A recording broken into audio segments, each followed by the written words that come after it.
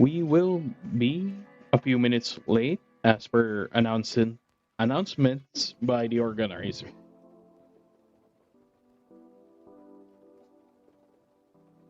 No. Mm.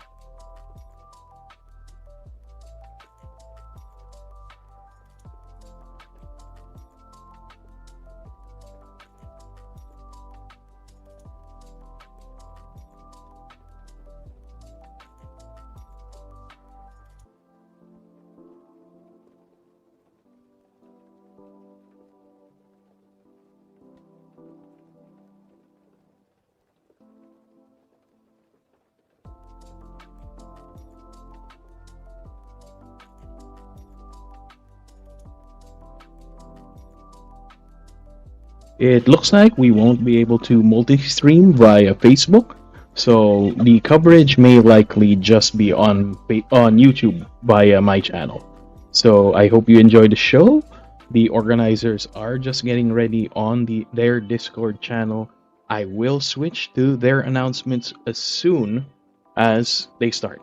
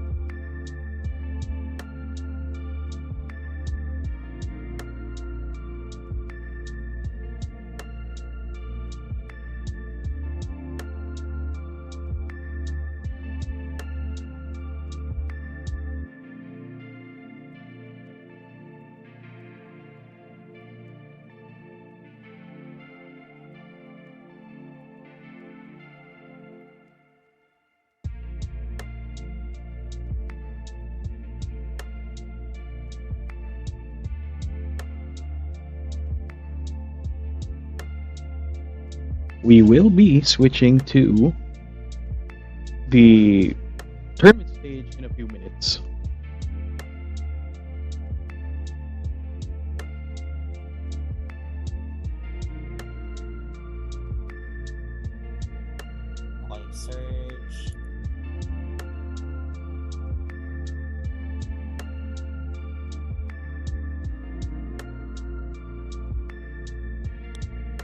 Sige lang, Alexis.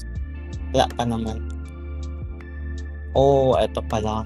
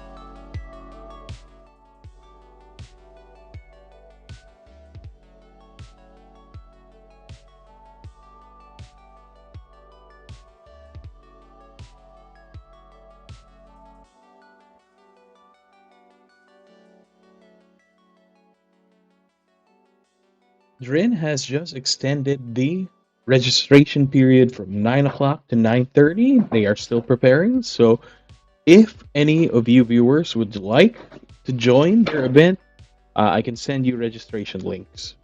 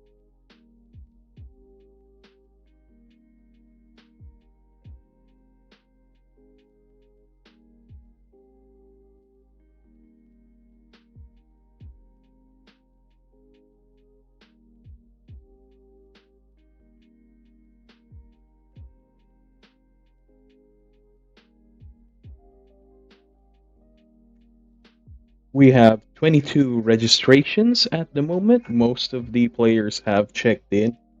They have roughly 15 more minutes to follow. Okay. There, there is another time extension to try and gather more players. So you can register up until 10 p.m. So if you want to follow up, if you want to follow up, sorry about that. If you want to follow up in your registration, I can provide the links in the chat below. So just provide your own deck. If you have a webcam setup, that would be perfect. And just follow all the typical rules in a limitless tournament.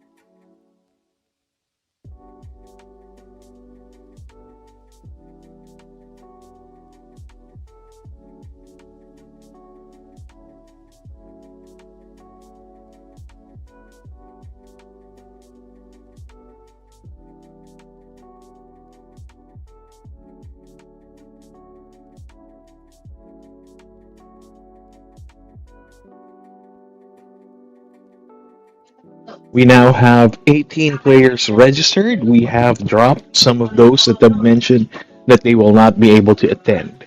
So the event should start once Drin has prepared the prizes for today's event.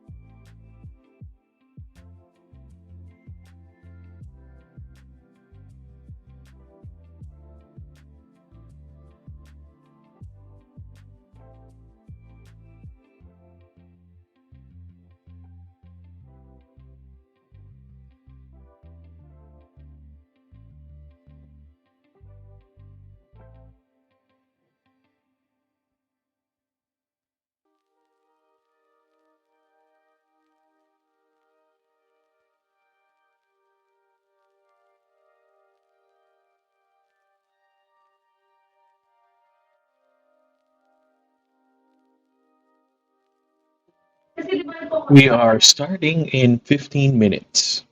It is now a hard start for 10 p.m. So if you want to, chill around before it starts, please do so. Thank you very much.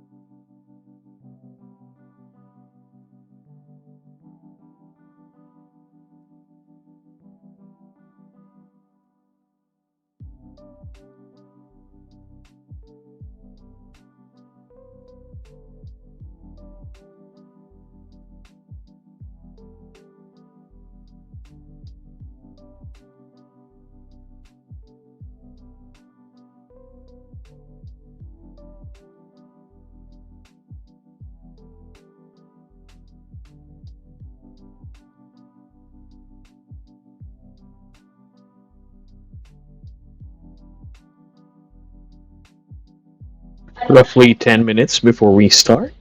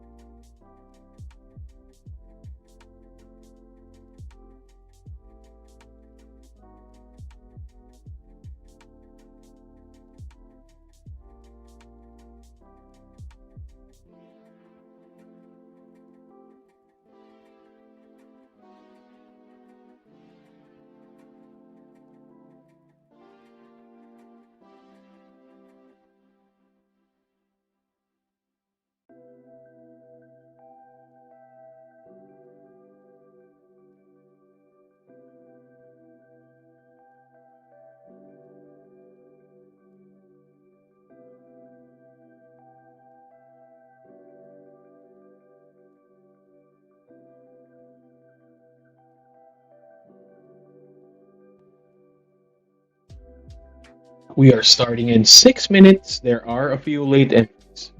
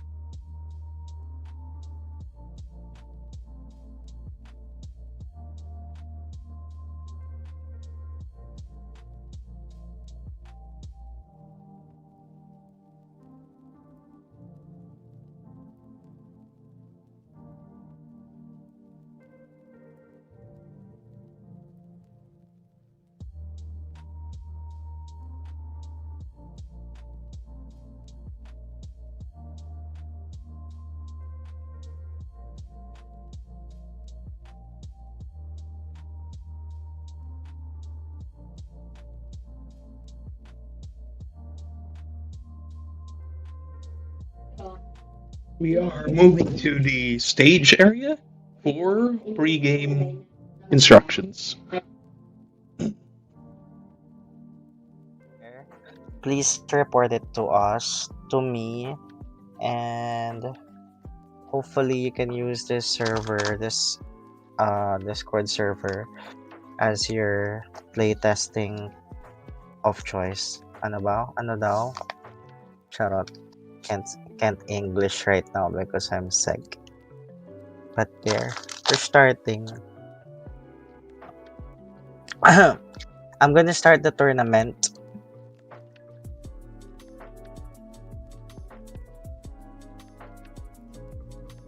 If you don't if your opponent is not present, please let me know. Then we're gonna wait for them for like 5 minutes. 35 minutes by the way, and then 10 minutes for setup, and then 25 minutes for your actual match. Okay? And what else? Don't forget to submit your results to the Limitless website. That's it. Thank you guys. Good luck. I'll start the tournament. Sorry I'm so sick today. Hold on.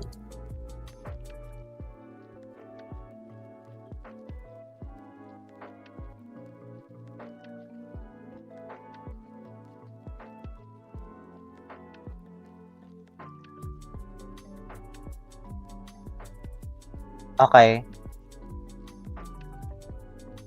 Pairings up already.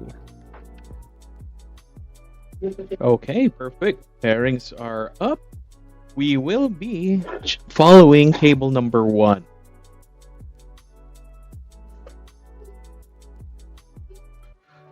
So let's check the pairings. So table 1 will be Julian Mikhail Edrelin versus Ismail Sadik. Oh, perfect. At the very least, I've actually managed to fight Ismail. There. Oops.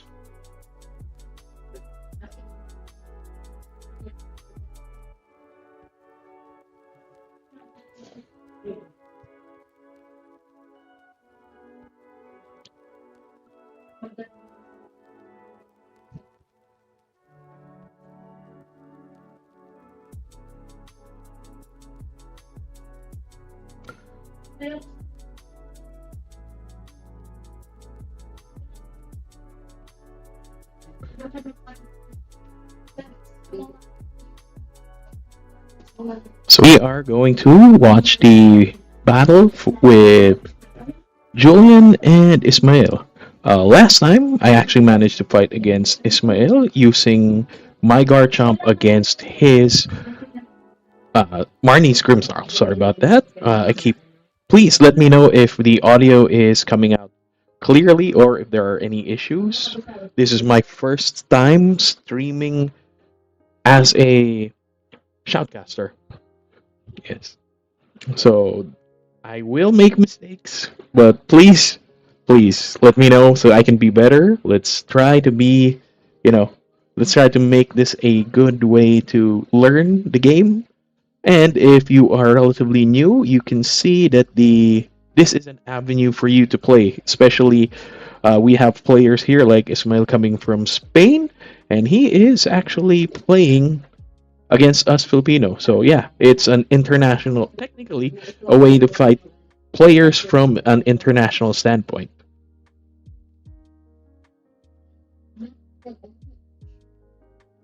Yep, there you go. I hope the table is clear and you can see everything on stream. There you go. I have just made some final adjustments.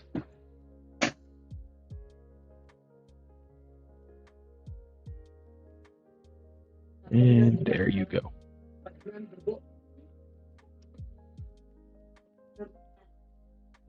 I do not actually have access to the players' deck lists, but we will take a look at what deck they are playing.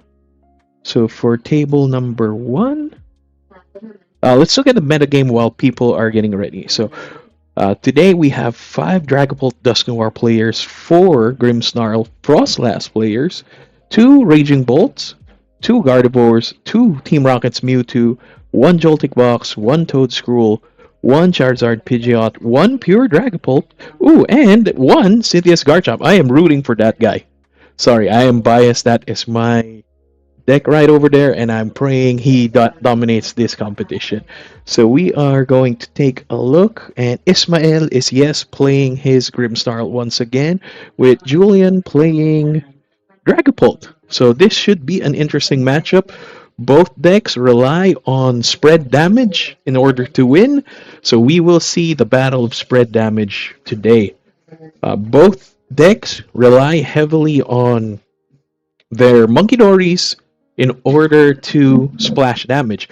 But without visible deck lists, we can only see what's happening. So at this point, they have already started. We can see a Badu from Julian's side, and Julian has opted to play first, if I'm not mistaken. And for Ismael, we can see a Tatsugiri. And Julian has actually played a Buddy Buddy. No, sorry, an Ultra Ball searching out a Dreepy.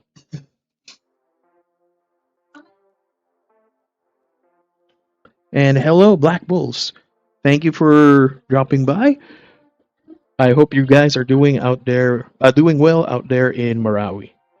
So there, we see a luminous energy or prism energy being attached to the Dreepy.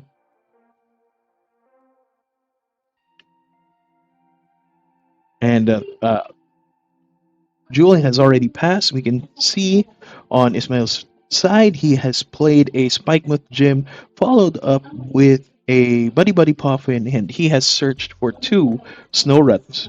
So we can see that Ismail is going for the Frostlass build early on. This should help him once the Dreepy evolves into a Dracloak. And we can see that Ismail has pulled out a Impidimp, Marnie's Impidimp, via Spikemuth Gym.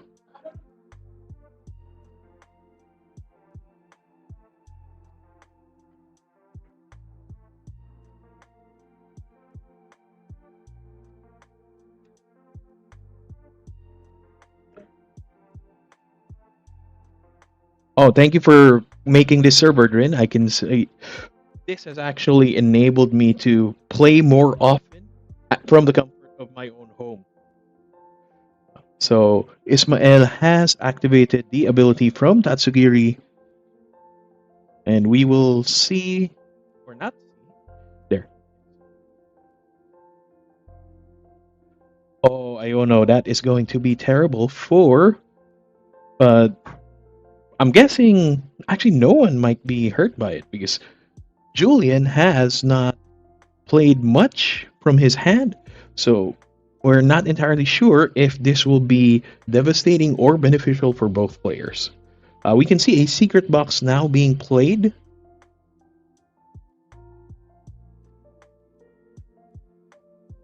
And so while they are shuffling.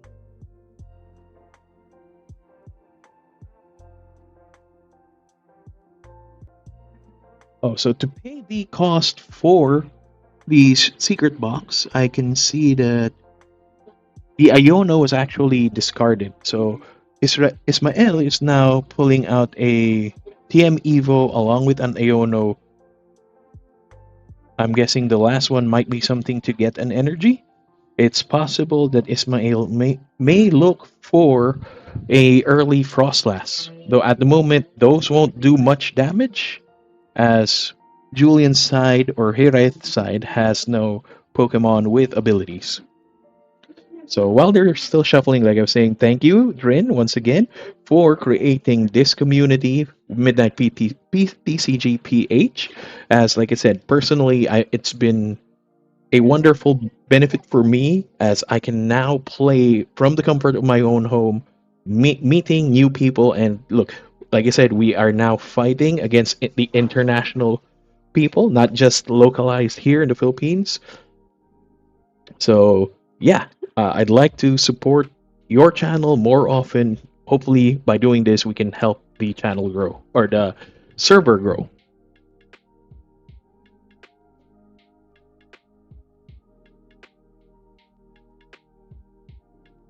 And I think Ismail has just played another Impidimp from his hand, from the Iono that he just played. And here we see, yes, he has attached a Dark Energy onto the Tatsugiri and is playing Evolution from TM Evo. And we can see one of the Snoruts has been evolved into Frostlass.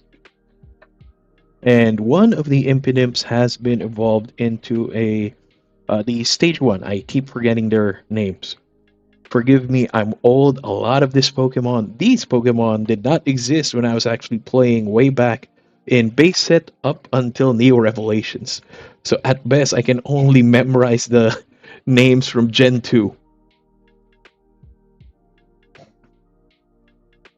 Oh, and for here at Stern, we can see that he has also played his own Iono alongside a new Dreepy onto the bench.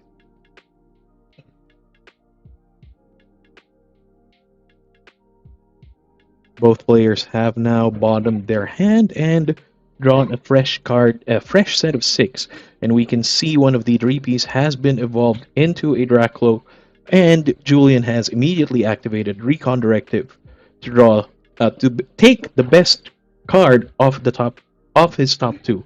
So he has now played a Puffin, which I believe may have been from the Iono, not the Recon Directive, and we will see his bench be developed further.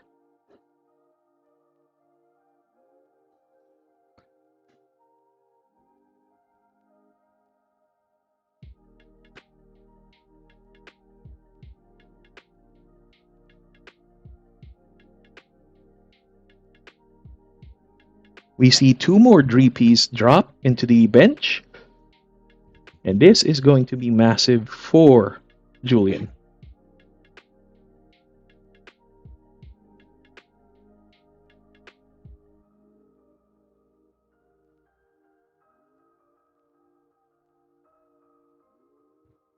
Yes, we just saw a misplay on then. It was easily remedied, and now we can see Badu do Itchy Pollen for 10. And the Dracloak has taken 10 damage from the Frostlass.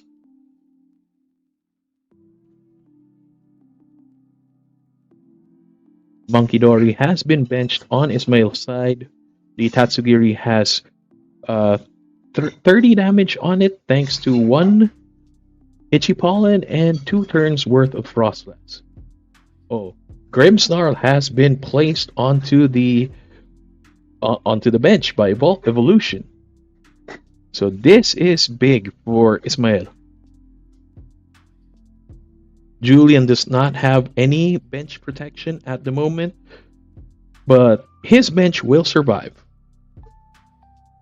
At best, his Dracloak will take 40 damage this turn. Ooh, the Grimmsnarl did not attack. It was actually the Tatsugiri that knocked out Nibadu. Ismail has taken his first prize of the game. So the Badu was knocked out and the Dreepy was promoted.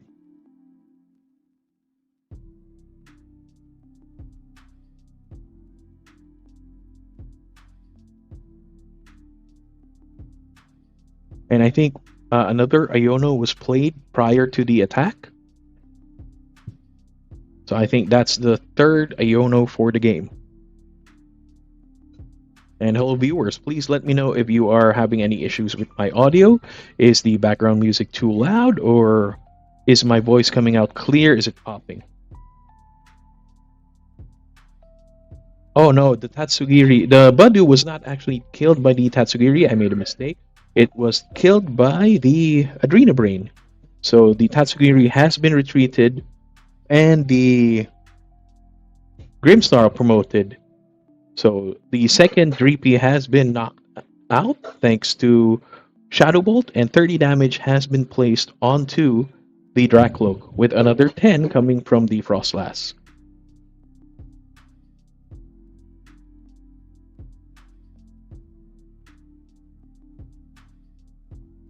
So Ismail is in a very commanding position at the moment.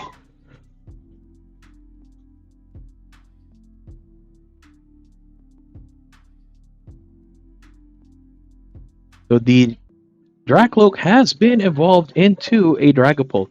Now, how can Julian retreat his Dreepy?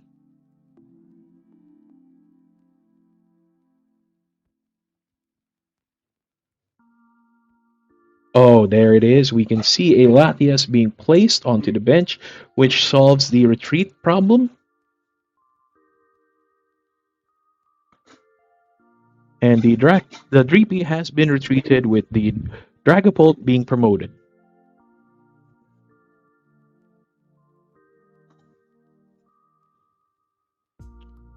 Ooh, Turo has been played to return the Latias back into Julian's hand. That is a smart move that reduces the potential for spread damage onto the Latias thanks to the Frostlass. And we can see a Phantom Dive being played. And it looks like Ismail did not actually take the prize from knocking out the Dreepy.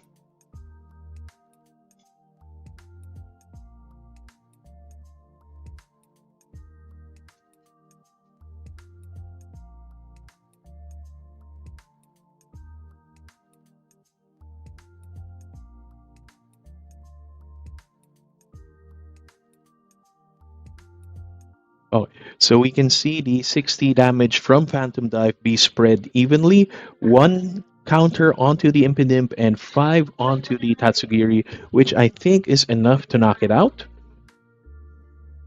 And Julian has also taken his first prize of the game.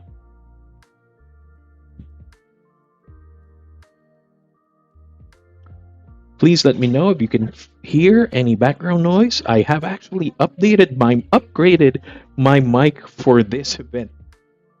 So we can now see Ismail. Ismail has activated Adrena Brain, removing 30 damage from Grimmsnarl, placing it onto Dragapult. Dragapult currently has 80 damage placed on it, while the Grimmsnarl has a solid 180. We have seen an Arven played from Ismail's side. So at this point, I'm still saying that Ismail may be leading. Oh, we can see a TM Devo and Rare Candy. Oh, that is going to be devastating. We can see Spike with Gym being activated for Grimmsnarl and the Rare Candy evolving the backup Impidimp. He is now getting 2 energy based from his deck thanks to Grimmsnarl's ability. And as I was saying, this will be devastating for Julian because the TM Devo will devolve the Dragapult back into a Dracloak, and Dracloak only has 90 HP. So we can probably see a potential for a Gust. No, we cannot Gust as Ismail has played Arven. So Boss is out of the question. I believe they are at the same price level, so Countercatchers are also out of the question. The damaged Grimmsnarl has been retreated in favor of the fresh one. So potentially we may not see the TM Devo be played.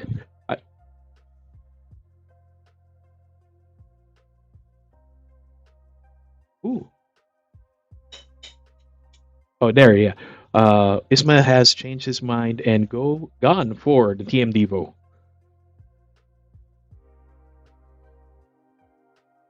And this will knock out the Dracloak thanks to Frostlass. So the Dracloak has been knocked out, and one of the Dreepies has been promoted. So prize counts, I believe they are at an even standing with 4 prizes each. 4 prizes each remaining. So I might have missed that, but the bench Dreepy has been evolved into Dracloak, and we see Recon Directive being activated. So for the board state, we can see on Ismail's side, he has a Monkey Dory with 30 damage, a Grim with 20 damage, and another Grim with 190 damage. He has not been able to evolve the second Snowrut into a Dragapult. Second Snowrut into a Frostlass yet. And we see a Night Stretcher played this turn. I believe Julian may be recurring the Dracloak that he lost earlier. Energy-wise, Julian has not used a Neo Upper Energy at the moment. I believe that may be a way to get back into this game. There's the Night Stretcher. I believe that's the second Night Stretcher played. And he is opting to pick out a Dreepy for... Oh, no. Oh, a Pheasantipity, rather. I believe that Pheasantipity was discarded thanks to an Ultra Ball earlier, and we can see Flip the Script be activated.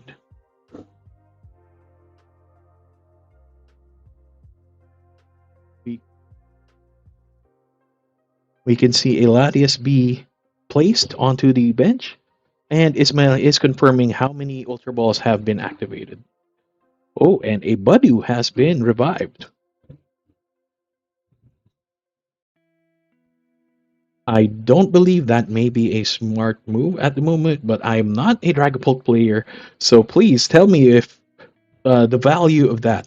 I know that the Budu will be able to actually slow down the item use, but is it too late in the game to actually go there, as Budu will be instantly knocked out thanks to Adrenabrain? Hi, it's Joaquin.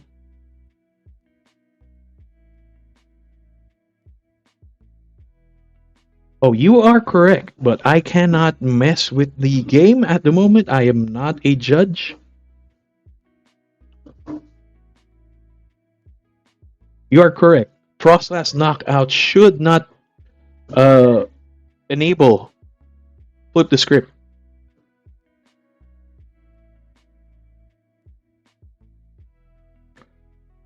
I have no authority to mess with the game at the moment. It should be called by a judge.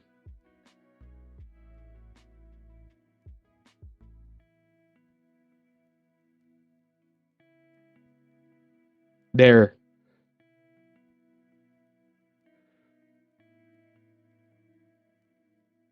There. Ismael has now remembered that he has not. Yeah. Ismael has not. Has remembered that he should be at 3 prizes at the moment. Potentially, they may remember that the flip the script should not be able to be activated.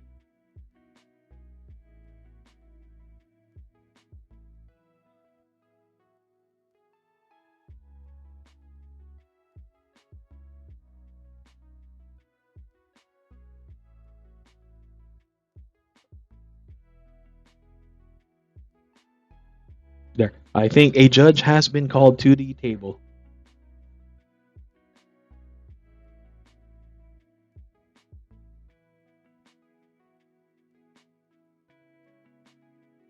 So at the moment, they are still resolving the issue with the prize.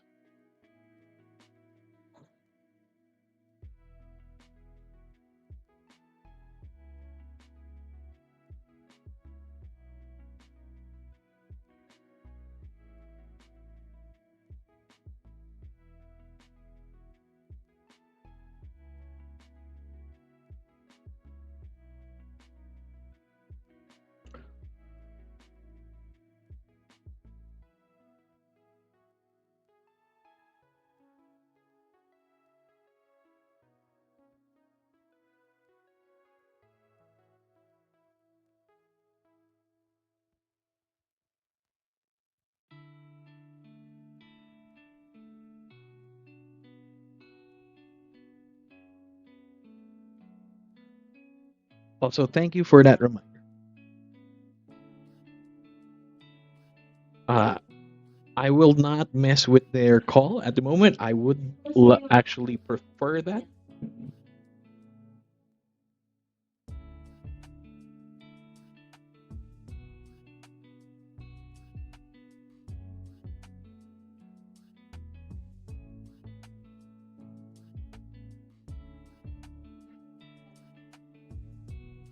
They are looking for a higher ranked judge to resolve the issue.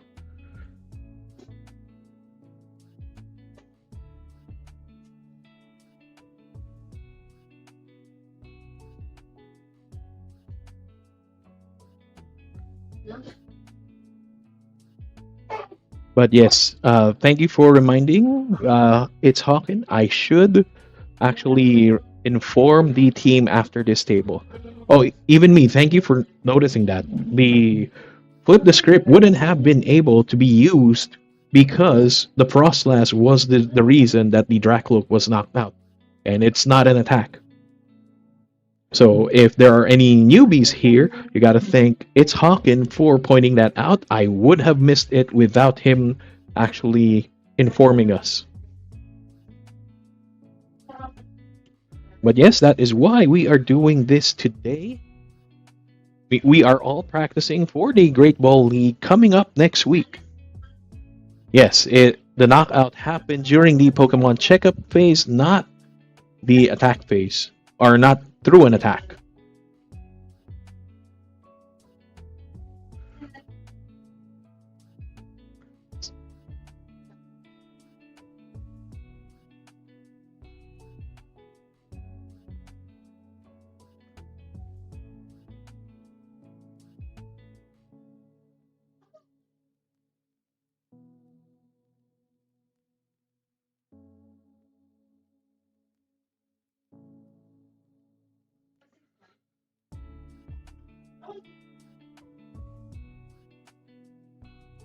So Adrena Brain can still proc flip. I did not actually know that.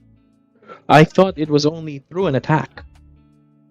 Oh, so it can be via knockout, as long as it's during the turn, not during Pokemon checkup. That is new information for me. If you're not aware, I've actually only returned to the game last March with Journey Together. The last time I actually played Pokemon was still Neo Discovery, if I'm not mistaken. So a lot of these new rules I'm only encountering recently.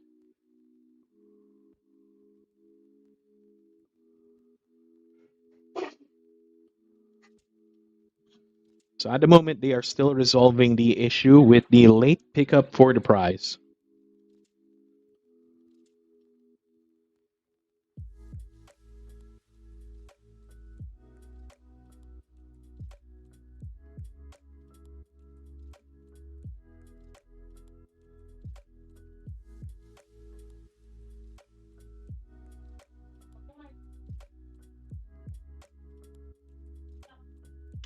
So their resolution is a one prize penalty at the moment.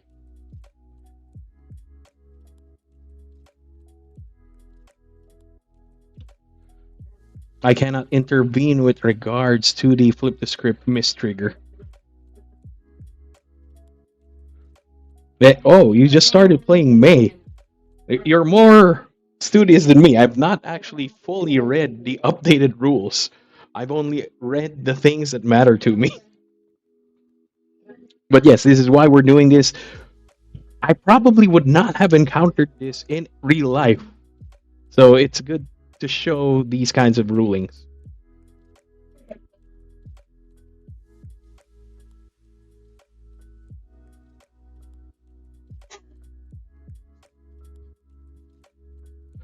Sorry, I had to adjust the screen because we are running this via Discord.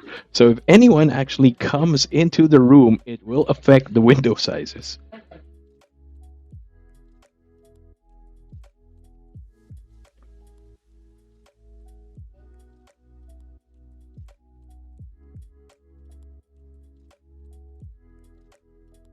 So they have continued playing. The Grim has been retreated. Adrena Brain has been used to knock out the Badu.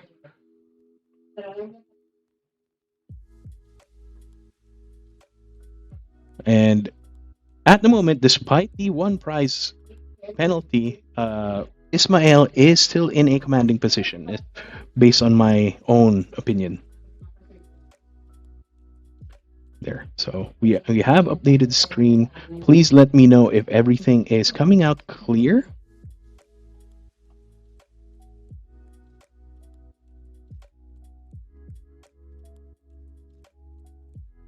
But I think people have scooped. I will just inquire.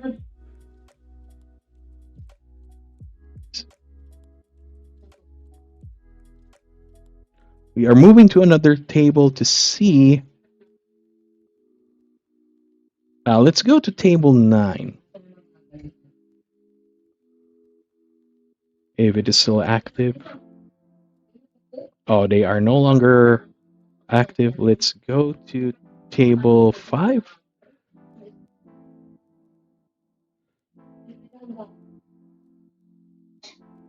Table 5 may still be active. And yes, we are lucky to catch this game midway. Let me just adjust these screens because, like I said, this is the difficult part about Discord.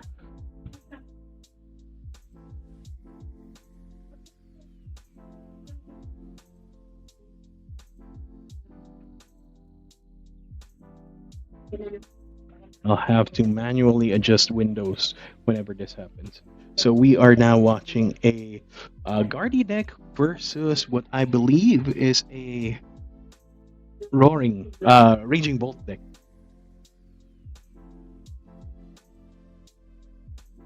Let's see who the players are. Doming Su and Samurai. Yes.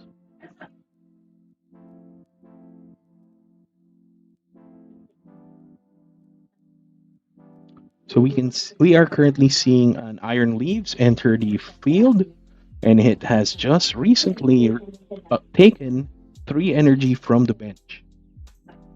Bugcatcher has been played. Oh, so this is not Raging Bolt. I'm guessing this is a Festival lead, or yes, it seems to be a Festival lead or Hydrapple. Let's check the meta once again.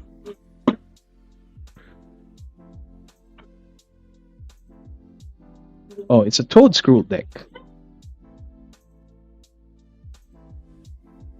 It is a Toadscruel deck. My mistake.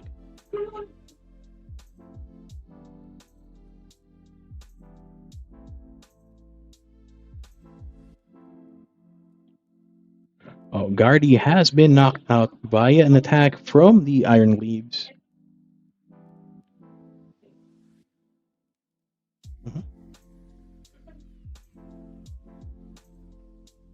The second Guardy has been promoted. We should see another Miracle Force come into effect. Based on the bench, I can see a Lily's Clefairy, a second Kirlia, a Fez, and what seems to be a Monkey Dory from Samurai's side.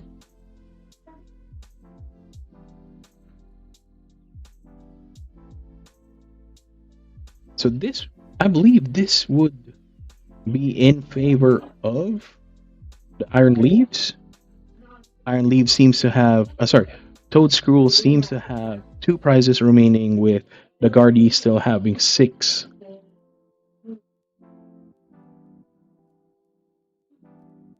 Now, I'm not entirely sure if the Toadscruel's ability actually negates Guardy from getting energy from the discard pile via Miracle Force. Because Toadscruel's ability, let's check it out. For those unfamiliar,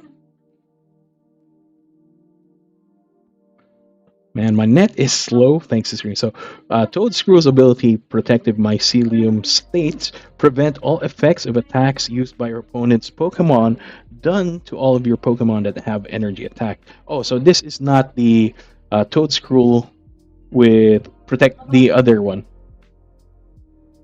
So I may be mistaken there. I can't see the bench, really. I will have to adjust the screen again.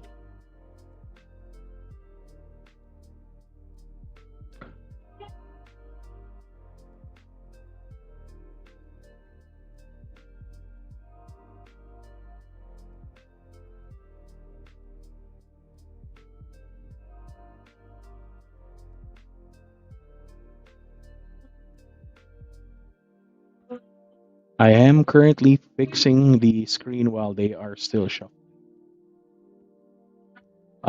1 minute time has been called, so we may not see this game completed.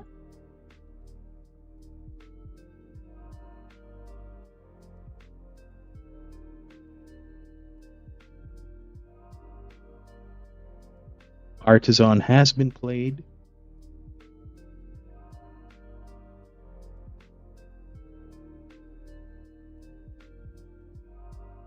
Adrena Brain has been activated.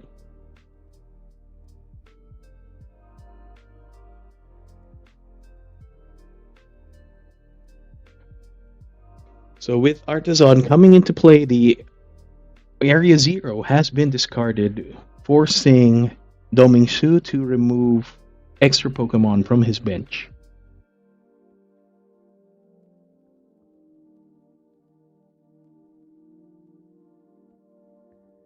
30-second timer.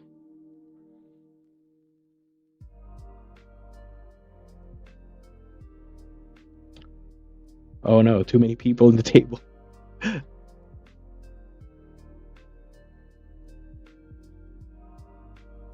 This seems to be a DGL at this point. So let's just switch to full screen mode.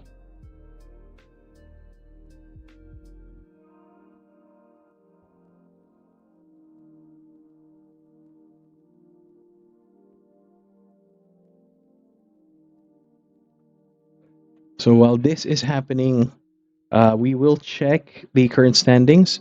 So there are 10 tables being played at the moment. So we have a maximum of 20 players. For table 1, we just saw Ismael win the match with his Grimmsnarl despite the one prize penalty. Surge Risk J has won table 2. We have not seen his deck at the moment. Liam has won for table 3 versus Kath Agbayani.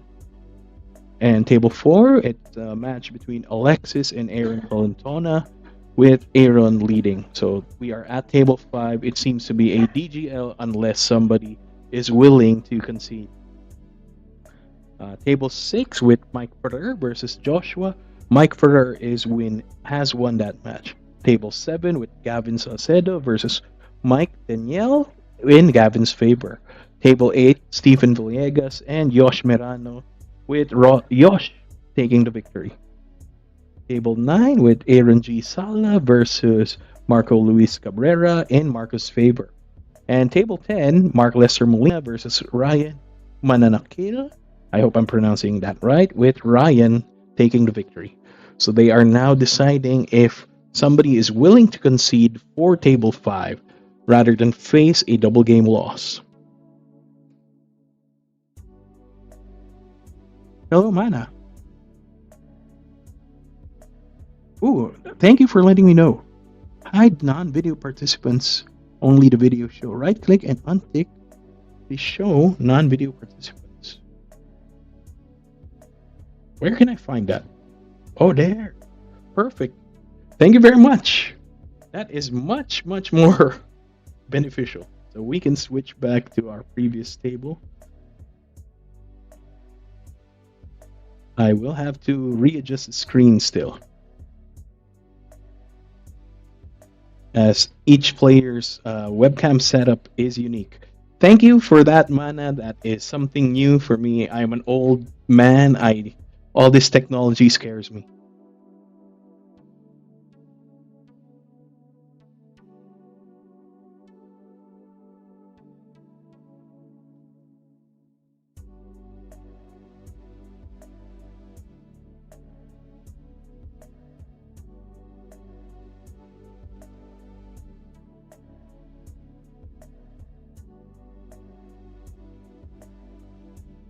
You have taught an old man how to use a computer today, Mana. Thank you very much.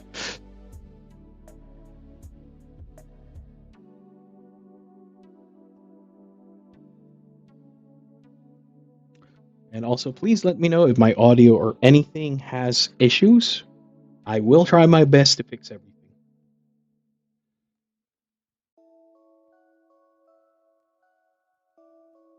So it seems that for table 5, Franco has decided to concede in favor of Daniel Johan Santo Domingo, or Domingsu as he's known on Discord.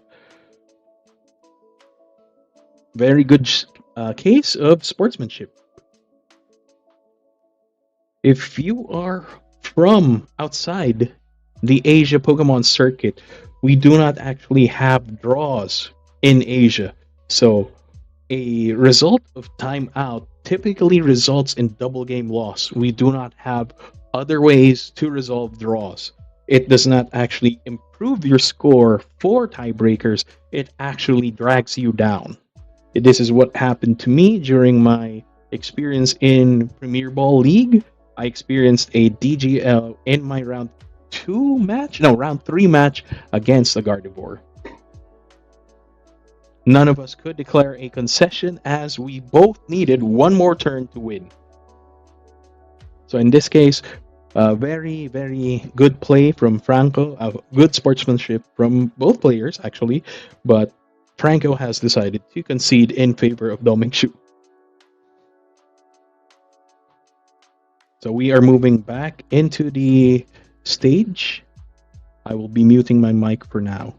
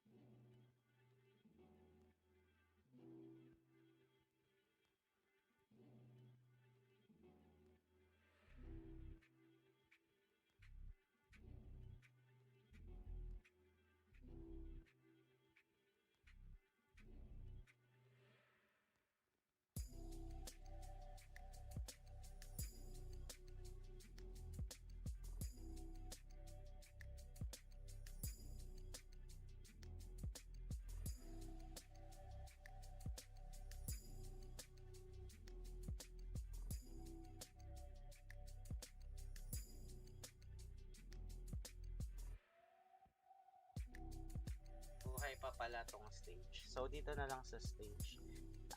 Yun. Thank you guys for joining. So, I was saying kay Daniel kasi this is we usually do this every Saturday.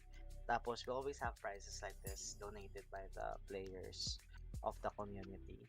And, but right now, we are taking a pause again from holding tournaments at least until the first season ends for the GBL UBL because it's gonna be so busy. I'm also handling Team Japs.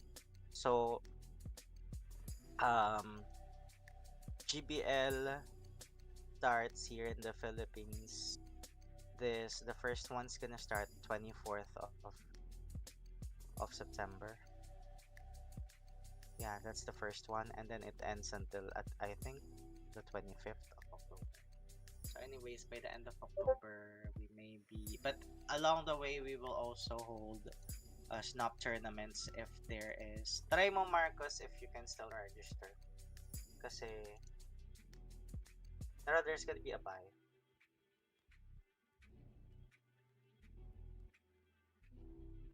Meron pang register now, and then try submitting your deck.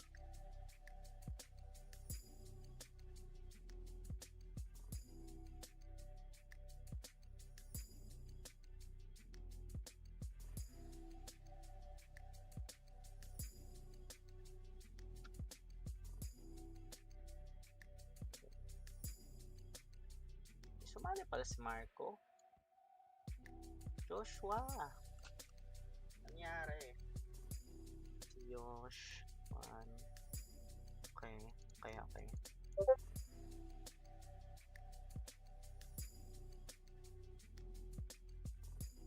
We're gonna start right now.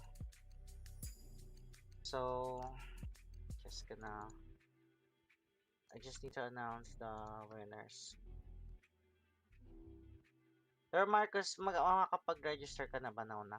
As in na kasi mag-start ko na yung second round.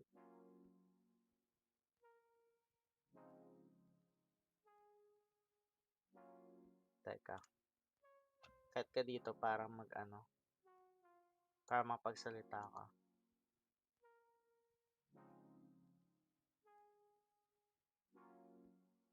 We may potentially see late entries. Wala siya. Okay. Ano? Hello, ayan. Okay na, nakapag-ano na ako. Nakapag-register ka? Nakapag-check-in ka? Yes. Ay, check-in. Nakapag-submit ka ng Nakapag-submit ako, pero hindi pa ako decklist? nakapag-check-in. Ng decklist? Yes. Teka lang, tingnan ko muna. Ayun, late check-in. Ayun, okay na. Okay na? Okay na. Okay na. Yeah, we're gonna start now. End round. Round 2 has been paired, and we will move to table 1 Winners is once it has been set. Domeng, Darion, Gavin, Yosh, Marco, and Ryan. Okay, hearing next round.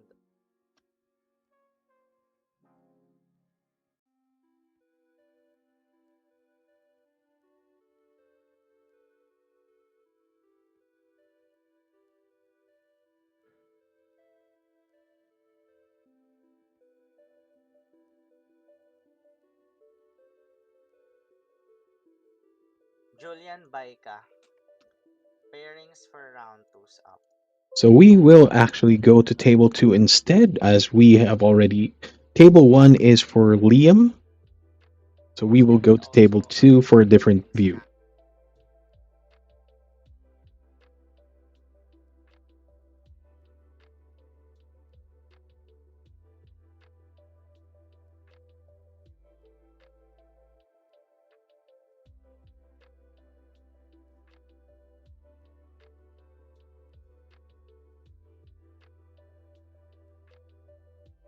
There we go. This is a much better view at the moment. Thank you to Mana once again for that tip. Transition. There you go. So I believe Liam is actually our winner for the seniors in Premier Ball League last September 6th. So this will be an interesting table. Liam is playing under the name of Phantom, and he is fighting against Aaron Valentana. Let's check their decks while they shuffle.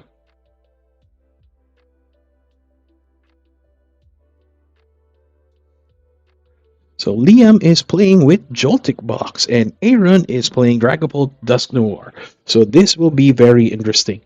Joltik box is one of the favored matchups, I believe, in recent days, based off of Drin's recent meta report posted in his Facebook page. So I will link the Facebook page for Midnight PTCGL after this stream as well, so we can take a look at that.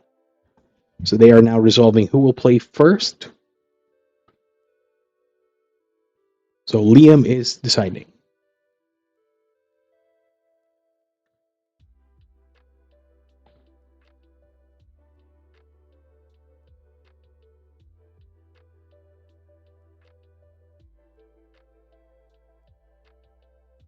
Liam is choosing to go second.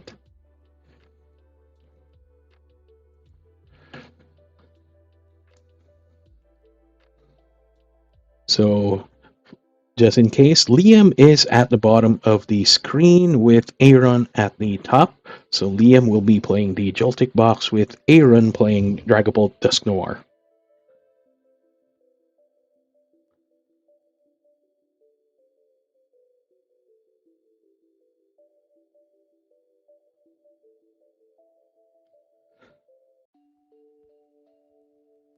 So Liam has taken a mulligan.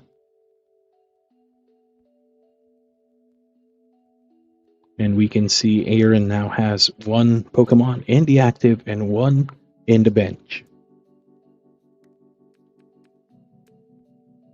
And I am loving both players' playmats at the moment. I'm not sure if any are official, but those look very nice and well made. So we can see Liam place down a Pokemon in his bench and the active zone. Sorry, my Bisaya is coming out. I was about to say active zone.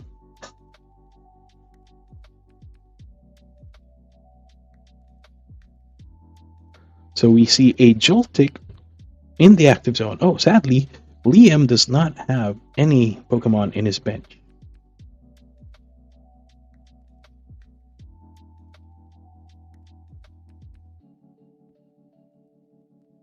There. So we can see a Dusknoir and a Dragapult for Aaron's side with the Duskull in the active zone. He has drawn a card and has passed.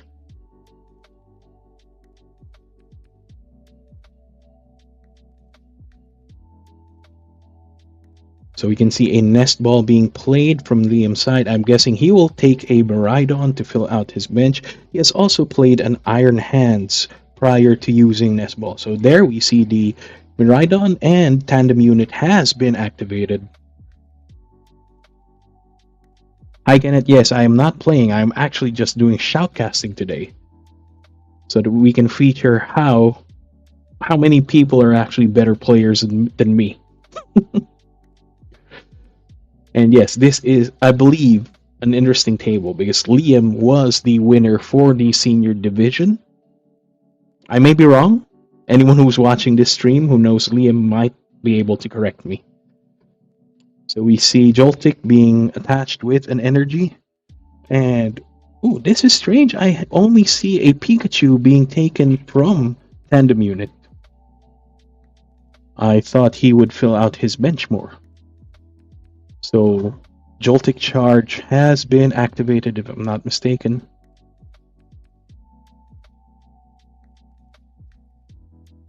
And I'm guessing those 4 energy will be put onto the Iron Hands.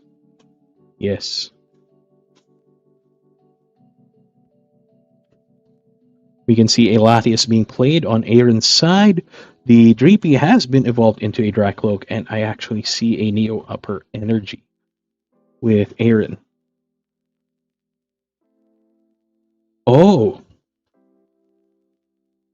Liam is playing the Joltik deck. He is at the bottom of the screen, and Aaron is the player on top playing the Dragapult Dusknoir.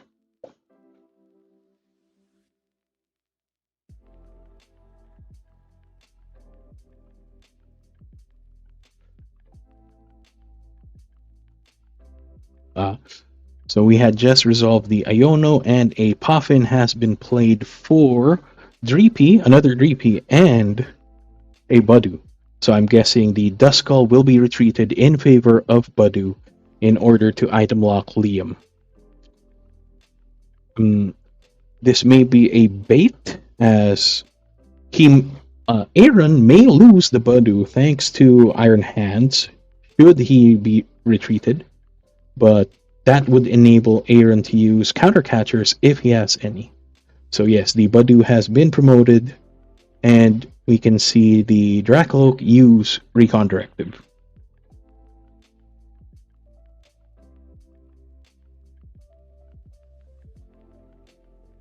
Kenneth, please let me know if my audio is coming out clearly.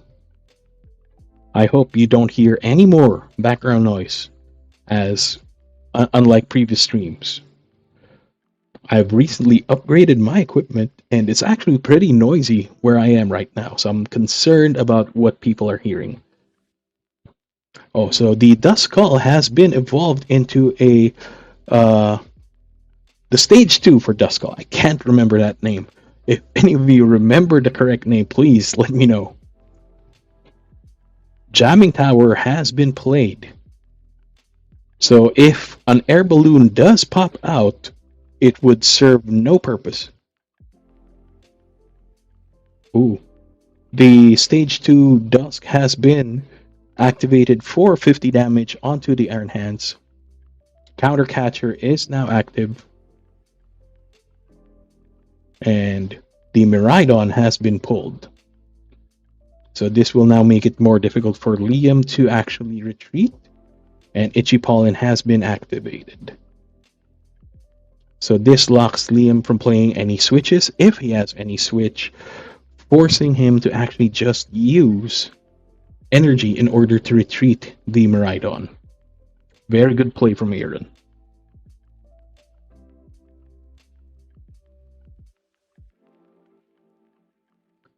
And that is a lovely Hobby Stadium token from Liam. Oh, Crispin has been activated. This may be his way out in order to play the Iron Hands. At the moment, I believe Liam has a 1 prize advantage thanks to the Dusk ability. So Liam has 5 prizes remaining, with Aaron having 6. With Iron Hands being able to use his second ability, Amp You Up, if I'm not mistaken, that should enable him to draw 2 prizes by knocking out the Budew. But the thing is the Budew the threat? So we can see a Psychic Energy be attached onto the Miraidon, and another Grass Energy, if I saw that right, onto the Iron Hands. So we can see Miraidon retreat, and Iron Hands will be promoted. There, Dusknoir, that's the name. Thank you for letting me know, Kenneth. This old man sees all of these new Pokemon, and I have no idea who they are. I feel like Patrick from that SpongeBob episode. And we can see Amp You Up being activated, knocking out the Budew. I believe Liam has taken 2 more prizes, bringing the prize trade down to 3 to 6. Latias has been promoted, and we see a Fez being dropped onto the bench. Flip the Script has been activated, so has Recon Directive. And we see the second Dreepy actually evolved into a Dragapult as well. And we can see another Recon Directive be activated. Man, this is the lovely thing about Dragapult. Look at all that draw. This still isn't like a death sentence for Dragapult players. I believe they have a huge potential to actually take 3 or 4 prizes in a turn. The Iron Hands has also taken 50 damage, and if I'm not mistaken, it only has 260 HP, so that is down to 210. Let's take a look. I should always have Limitless activated so I can refer to the cards much easier.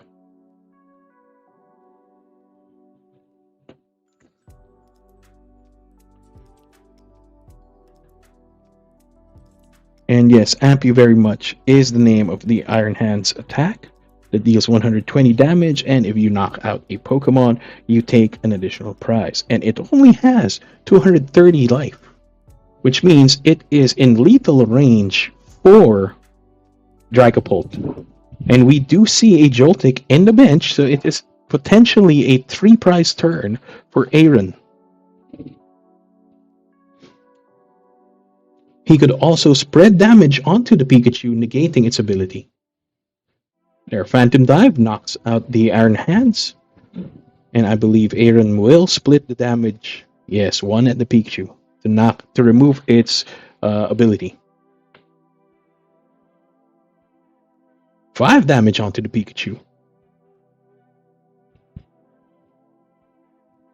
Oh, he is not going after Joltik. Well, this actually enables him to still use his counter catchers.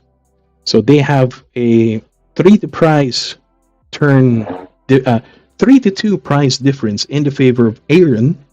Sorry, 3 to 4 prize in the favor of Liam. But this would still enable Aaron to use his counter catchers more efficiently. So the Joltik has been promoted. We can see a nest ball, if I'm not mistaken.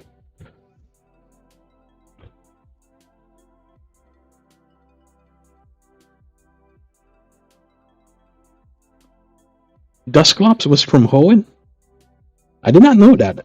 I actually was only able to play Gold and Silver in the Nintendo Game Boy Advance by borrowing my cousin's Game Boy. I only had Game Boy Pocket way back when. I was still playing in black and white, guys. Not the black and white Pokemon, black and white screen. So we can see a Clefairy and a Fez be put into play. Pokegear has been also activated. What is Liam digging for? Crispin.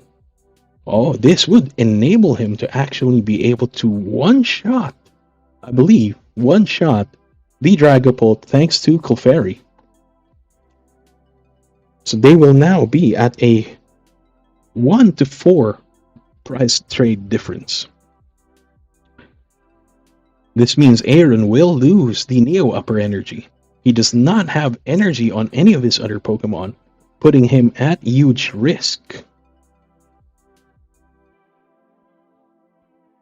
So the Clefairy is now fully loaded. The Joltik has been retreated for the Clefairy, and it looks like we will see a knockout on the Dragapult.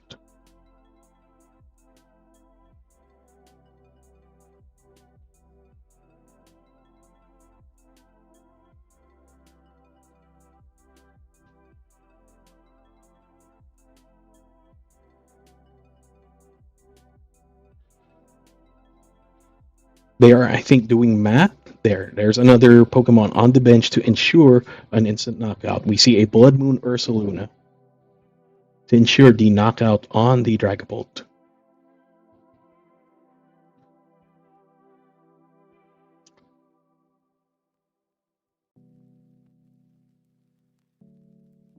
Liam is in a commanding position at the moment. Aaron does not have the resources to fight back for now, but like I said, Dragapult players can pull wins out of nothing.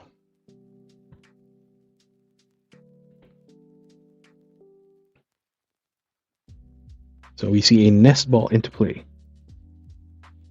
Yes, I believe that was actually a smart play, so he has access to counter catcher.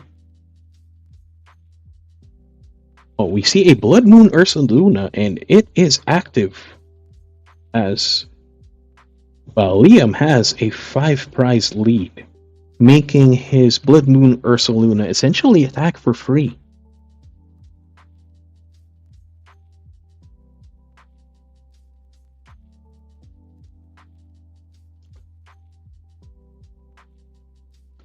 So Aaron can actually try to catch up here despite the resource difference. Blood Moon Ursaluna can swing for free, so he can actually load up the Dracloak or future Dragapult with more energy, giving him essentially another turn.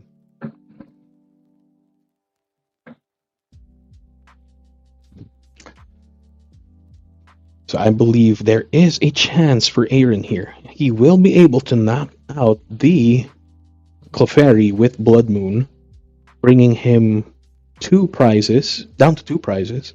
Liam still leading by 1, but with the 2 prize disadvantage on Aaron's side, he still has counter catchers available for use. And he may also have bosses that we have not seen a boss played from Aaron's side. So he should be able to snipe a bigger threat in future turns. Remember, the Pikachu has taken 30 damage from Phantom Dive earlier, and I believe Pikachu is now only at 270 life. Let's check.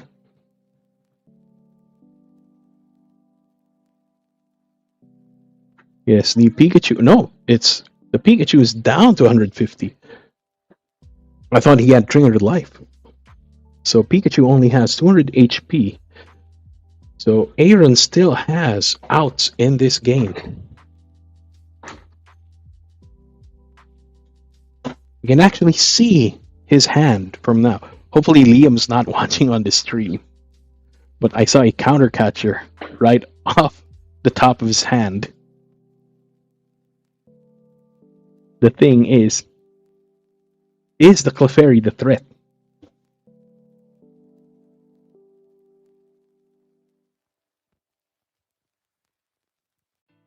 You can see another Budu being placed onto Aaron's bench.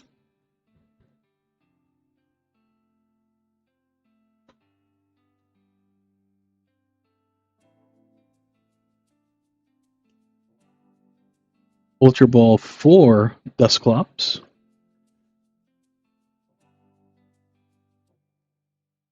Oh no, Ultra Ball discarding Dusclops and a Dracloak, and we see another 3P hit the bench. And I believe Aaron already has a Dragapult in his hand drawn from Recon Directive.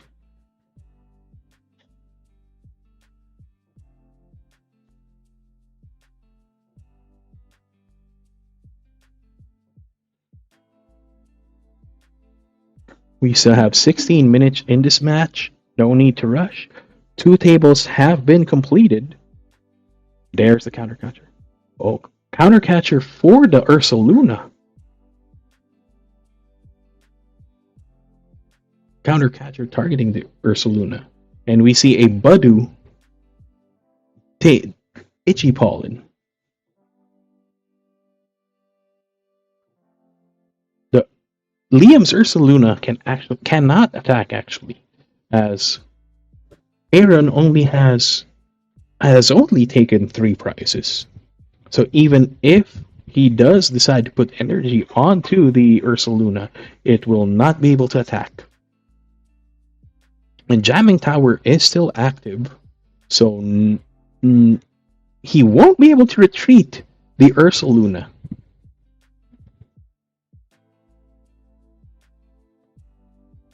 I think. I believe Ursaluna has 2 retreat cost.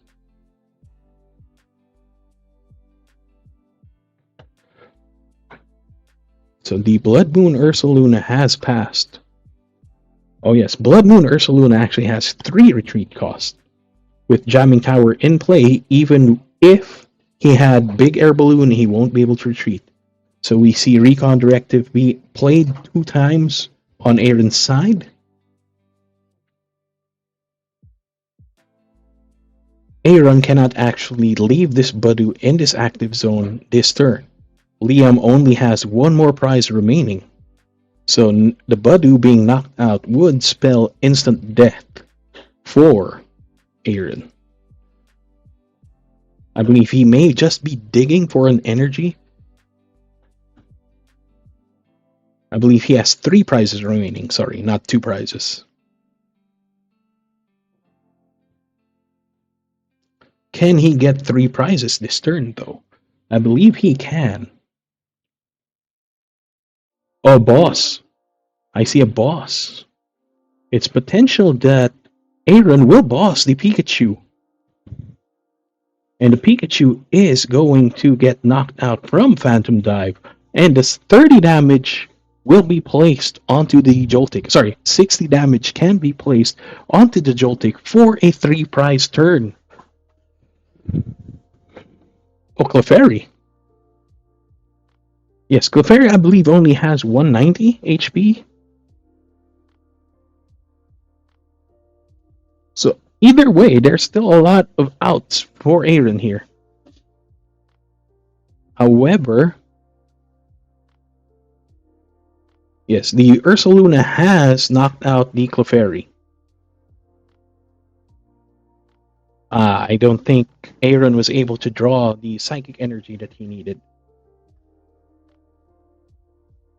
Oh.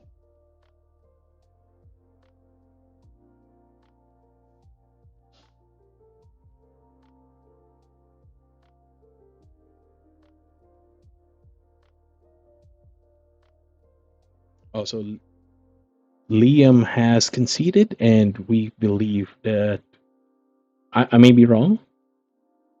No, so yes, I believe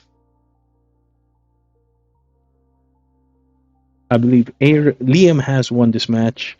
I see a boss being played, and I think yes, Prime Catcher played for Blood Moon Ursaluna, switching with Pheasantivity for knockout.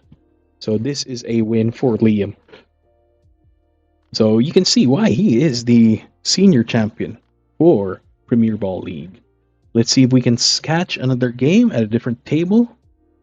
Let's go to table 3.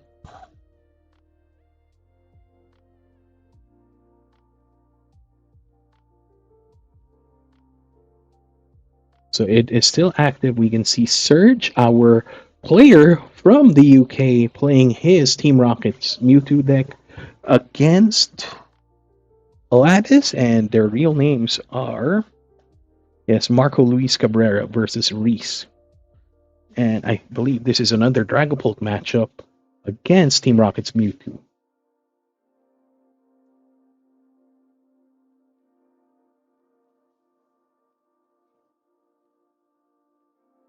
The Team Rocket has 3 prizes remaining, and I believe Marco also has 3 prizes remaining. We can see a Mewtwo hit the bench on Surge's side.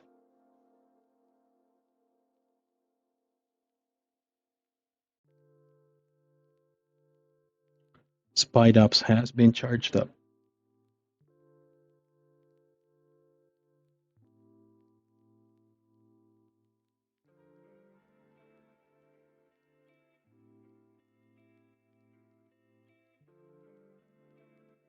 Energy switch from the bench side up onto the Tarantula.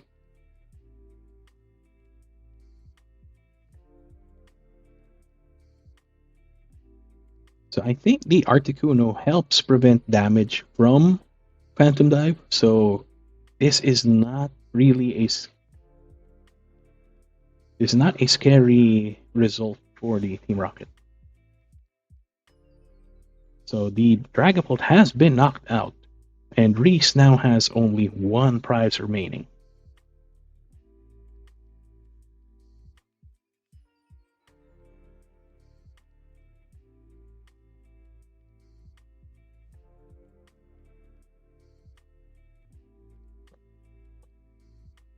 So the Dracloak has been promoted. We can see Recon Directive be activated.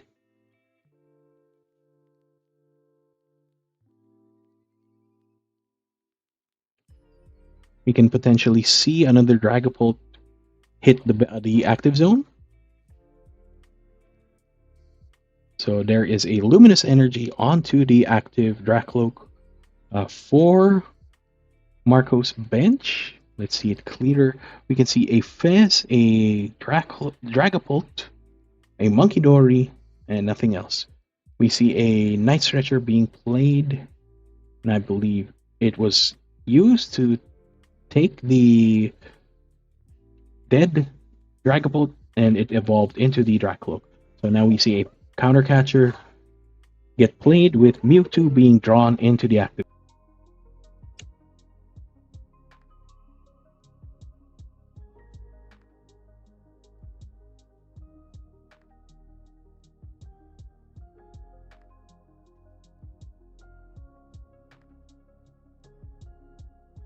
So we see the Spide Up get charged up. It now has 3 energy. Night Stretcher has been played, and Tarantula has been put onto the bench.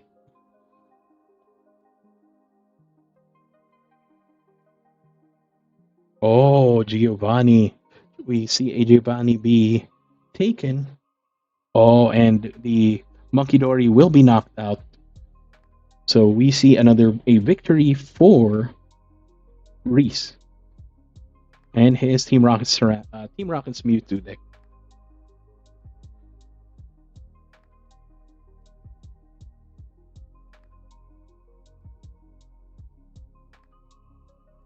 Let's go to table 7. Let's see another match.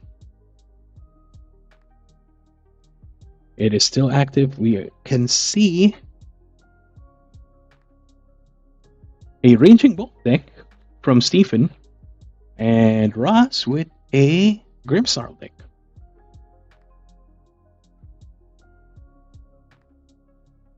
So I think the situation is three more prizes remaining for Ross, and 2 prizes remaining for the Raging Bolt for Stephen.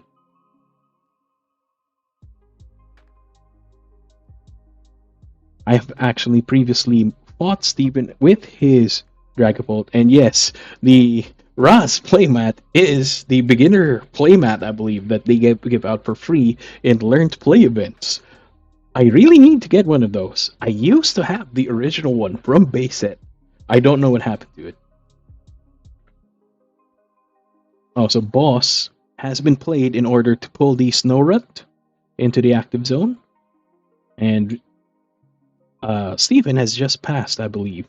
So we see a Iono be played from Ra's side, enabling him to draw 3 cards while bottoming his initial hand. And now Stephen only has 2 cards in hand.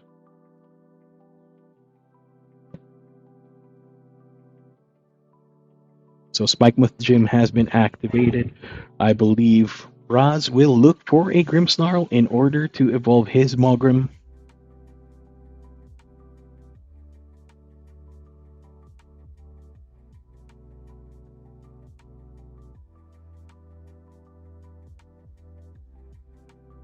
So we can see the Snorunt retreat in favor of the Maractus. So I did not see the Grimmsnarl be pulled out. I believe Raz may be out.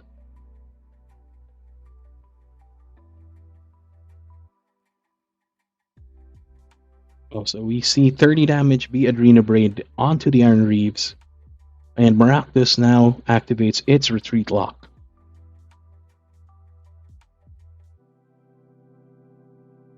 There are 5 minutes remaining in this round, and we can see the Maractus get knocked out. It will take 60 damage from the Maractus's ability.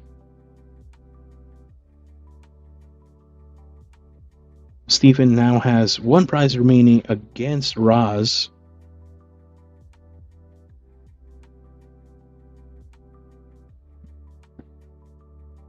And I am loving that energy search. I have 1 copy, but I accidentally dropped it and ruined my base set energy search.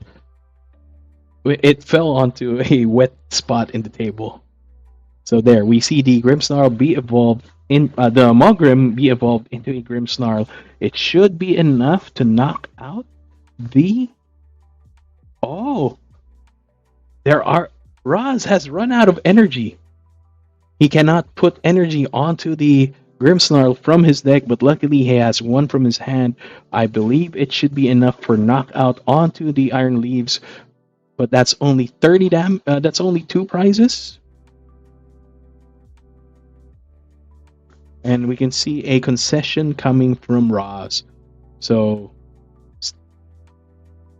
Stephen has taken this victory. Let's see if we can watch another table. Let's go to table. No, not table 15. Let's go to table 9.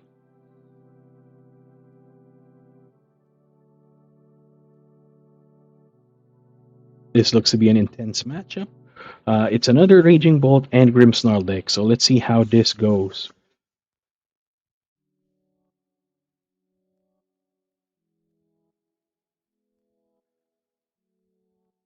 I've also actually already battled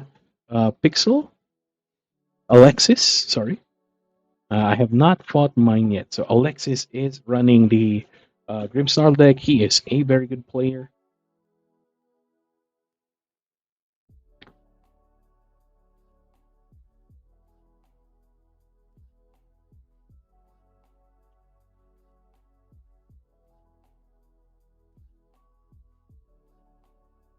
So Alexis is also one of our senior division players locally, and I love to see young players grow into the game. I wish I didn't actually leave it years ago. I did not know that Pokemon has developed into such a complex game.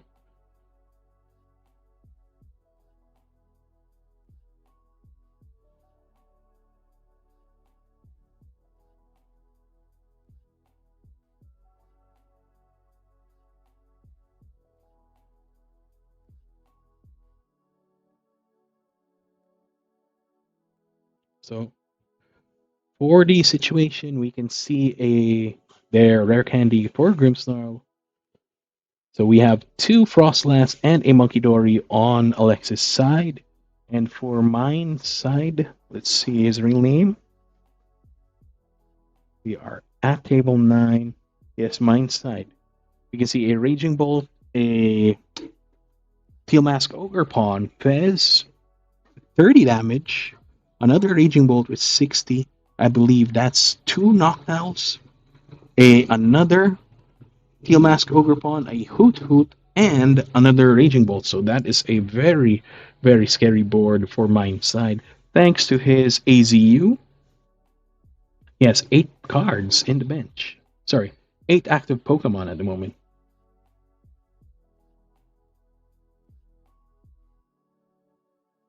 So we can see Alexis activate Adrena Brain, spending 30 damage onto the Raging Bolt. Shadow Bolt for 180 onto the active and 30 damage on a benched Raging Bolt. So Frostlass is now activating for 20 damage.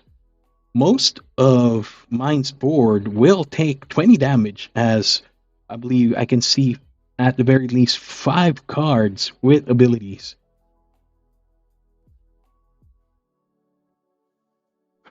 So Alexis only has 2 prizes remaining, I believe. I can't see how many prizes mine has remaining.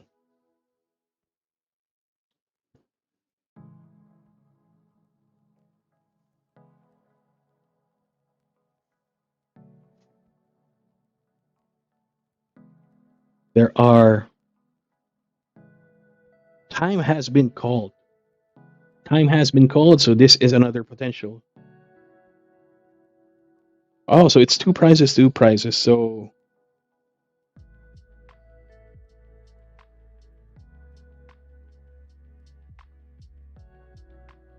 I believe Alexis may call for a concession based on what mine can do. So mine has been given a final turn. He only needs, I believe, 4 energy in order to win. So energy retrieval has been played.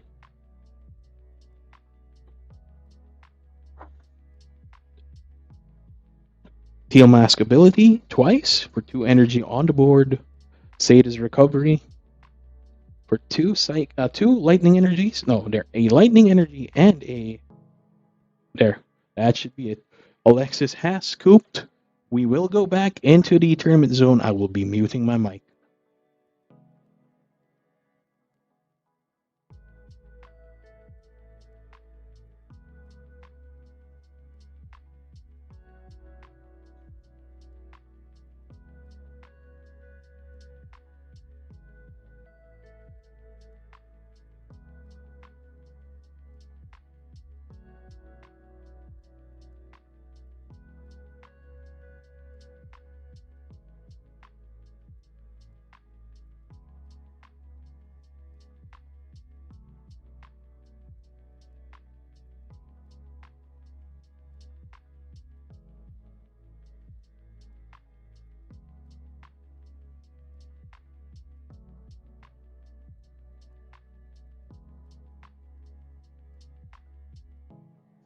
Hello, viewers. I believe we have 6 viewers at the moment. Please let me know if your viewing experience is comfortable.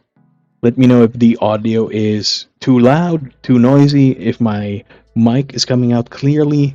Please let me know. I would love to have your viewing experience be much better.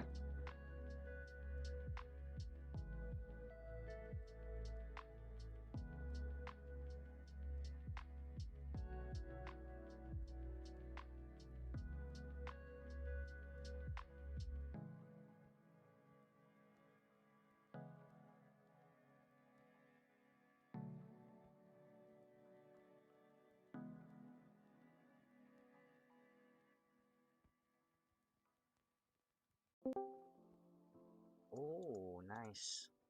Okay. Table 1 is Liam, Serge, Gavin, Ryan, Franco, Stephen, Marcus, Daniel, Les, and then by Julian. Okay. So again, 35 minutes for. Oh shoot. I'll end the round now. Any disputes before I end the round? We will be seeing round 3 be paired in a couple of Okay, minutes. thank you. Hold on. Good luck, guys. We'll pair the next round. So far, we got. Ooh, okay. Looking nice. Stats looking nice. Sino kaya? Okay. How many Pair rounds pala to, by the way? Sorry. 4 rounds. 4 rounds. It has been So, third clarified round. that we only have 4 rounds. Okay. 10 matches. Oh, someone dropped already. Third round pairings up. Check your limit list. Or I'll also send it to the pairings channel.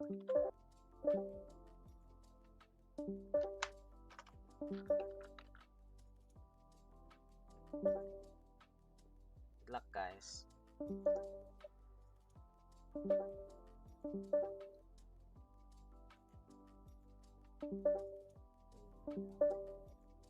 We will view table number. Let's find the table we have not featured yet. Let's go for table 7.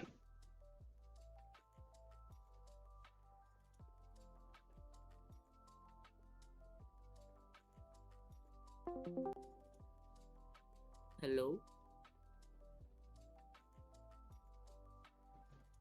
Hello po.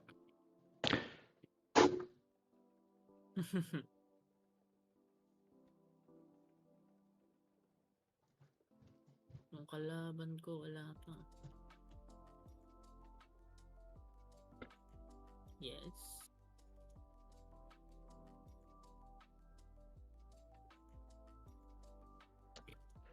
So while we are waiting for table number 7 to start, let's check the current standings. So at the moment, we see Ismael leading with 6 points, 2 wins, no loss with his Frostlass. Number 2 is Gavin with his Dragapult. Opo. Ayan, okay. There, table 7. Table 7 now has. Totoo na to. Tayo na talaga yung magkalaban. There. Table 7 now has been both players active. They are now shuffling their deck. So while they're doing that, let's continue with the current standings. So yeah, Ismail is currently leading at top 1, but that may change this round.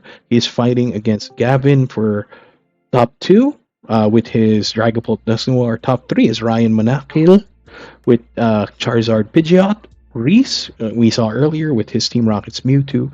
Liam with Joltik Box.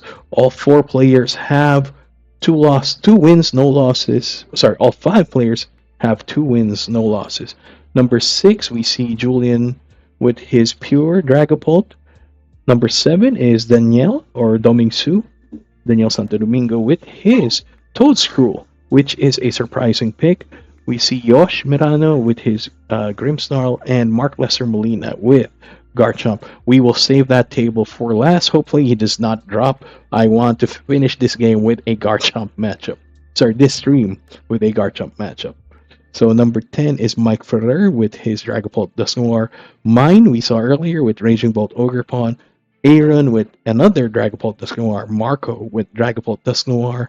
Stephen with Raging Bolt at number 14, top 14. So we are now watching Franco with his Gardevoir, and he currently has 1 win, 1 loss. So Mark Ray with another Dragapult Dusknoir at top 16. Julian Villaflor at top 17 with 2 losses with Grimmsnarl. Alexis, who we saw earlier with Grimmsnarl, also at 2 losses. At rank 18, we see Joshua Perez. rank 19 with Dragapult Dusknoir, and Aaron Sala with Rocket's Mewtwo with 2 losses. And we have one player who has dropped, so we won't be seeing another Guardy matchup. So this is a good match to watch. So let's head on to the gameplay. So right now we see a Screamtail and a Ralts onto Samurai's side. Sorry, let's get the real names. I don't want to use their Discord name. So we are table 7 with Mike Ferrer against Franco Mangilit. Please let me know if I'm not butchering your names. I hope I'm not butchering your names. So Mike is playing the Guardy deck and Franco with his Dragapult Dusknoir. So he is going second, and like I said, for the bench we see a Duskull, Hidori. Okay. and then there for Mike's side, Screamtail, Munkidori, Ralts, Okay. and we see an Earthen Vessel be played. Sige. Those two. We can see a Psychic and Dark Psychic. Energy be pulled thanks to Earthen Vessel, Touch ko po. and the Munkidori now has the Dark Energy. Then I will shuffle and pass. Sige pa. Go for turn. Sige. Mag-artasan din ako, tapos sabay ko na yung body bag. So Franco has used the Artisan and Buddy Buddy at the same time, speeding the game up.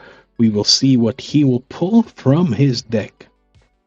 So I can see a Budu has been put into the bench, and a Dreepy and probably another Dreepy.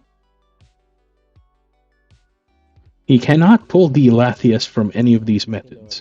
So a Dory has been chosen from the Artisan, very likely. Ay, body po yan, di ba? Body pati. as artasan. Sinabay ko na yung artasan. Oof. Ito.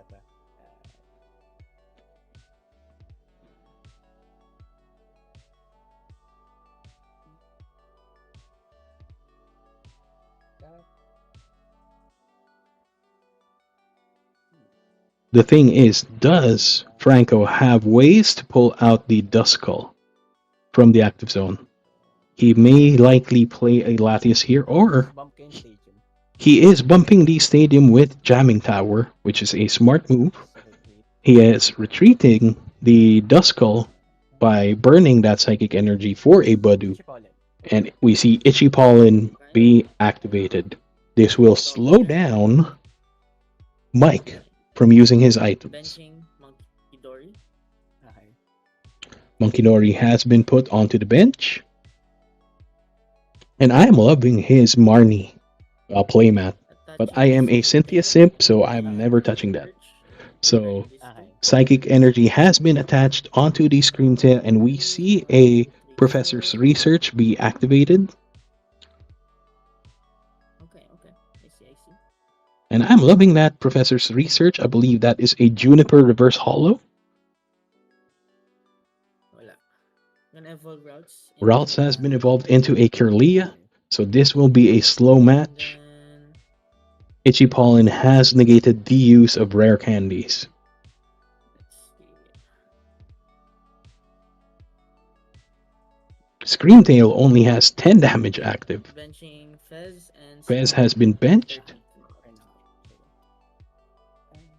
and Screamtail has knocked out the Budu, giving Mike his first prize of the game.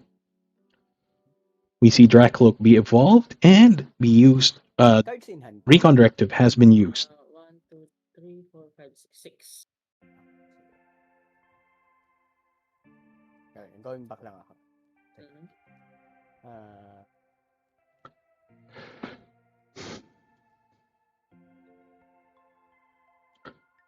So the Duskull has been evolved into a Dusclops. We see a Yono be played.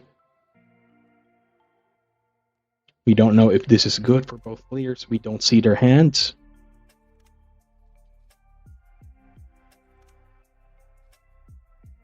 So this does reduce Mike's hand from a commanding number down to 5. So we see another Duskull be benched and a Dreepy be benched. Luminous energy has been attached onto the Dracloak. And we see a pass coming from Franco.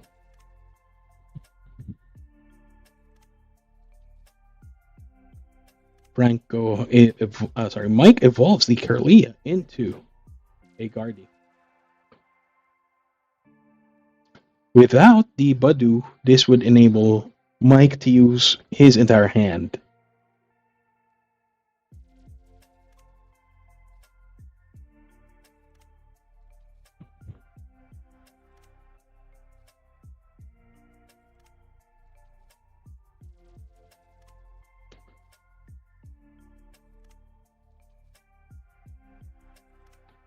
How will... Oh, there. We see another bench. Psychic Embrace, 3 energies onto the Screamtail with 5 damage. I believe Mike will not Adrena Brain any of this because this reduces the damage output from Screamtail. Oh, Dracloak has been knocked out thanks to Screamtail. Very good choice. This reduces Franco's draw ability and slows down his Dragapult. So we now see a 6-4 price difference.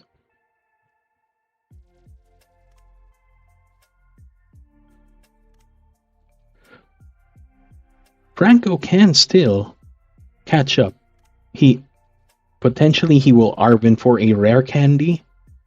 And then we can see the Dreepy be evolved instantly into a Dragapult. Now the thing is, I don't know if he has any energies in hand. I saw the Luminous energy in his deck. So the Dragapult will not be able to attack this turn.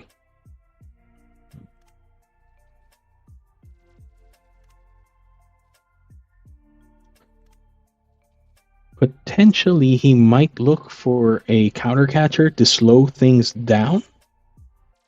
I don't see much energy in Mike's discard pile. So he should be able to slow things down by counter catcher into something like the Fez or a Guardy. There. We see TM Evo and Nest Ball be activated.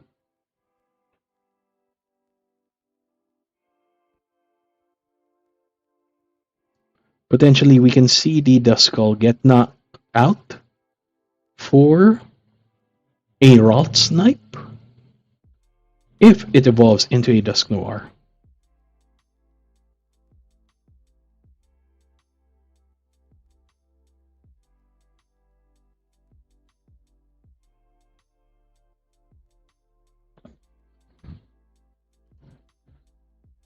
So we see Flip the Script be activated, giving Franco 3 cards.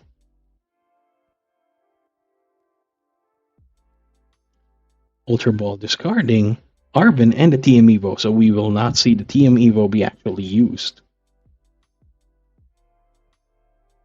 He may already have the rare candy. No, he pulled out a Dracloak from Ultra Ball in order to be able to use Recon Directive.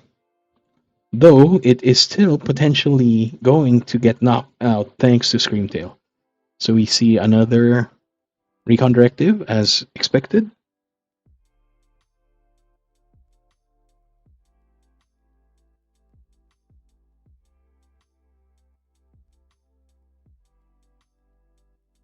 Another Ultra Ball being played.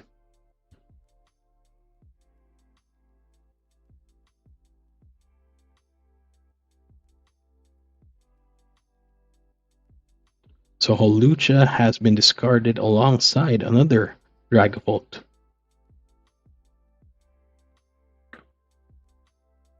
I can potentially expect a Dusknoir.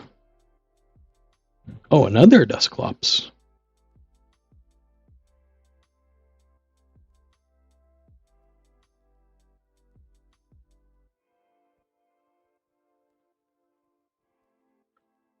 Cursed Blast onto the Screamtail, knocking it out. Franco has taken his first prize for the turn. Well, for the game. We now see 5-4. I'm surprised that Mike did not take a prize from that. I cannot notify the players of that miss, similar to how the match with Ismail happened. Kirlia has been evolved. We see two monkeys with dark energies. Flip the script has been activated for 3 cards, and we will likely see a Psychic Embrace onto the Gardevoir.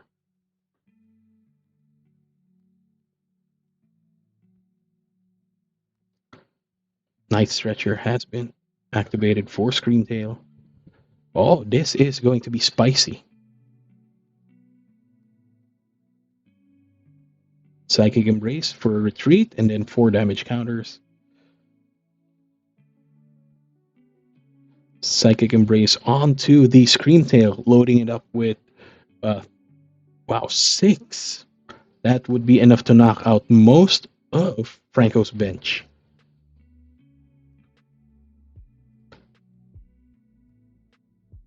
I believe that's 120 damage floating.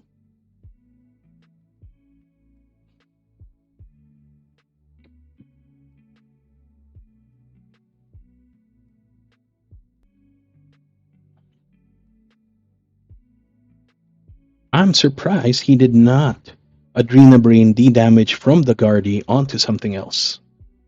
Although that does just slow down.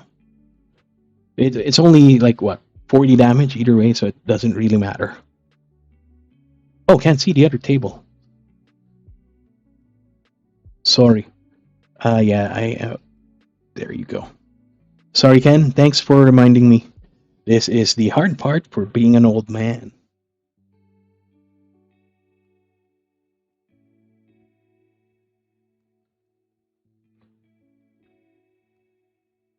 Thank you, Kenneth.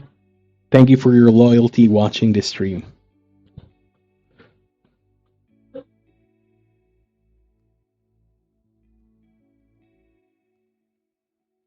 I have like so many windows open at the moment just to be able to do this.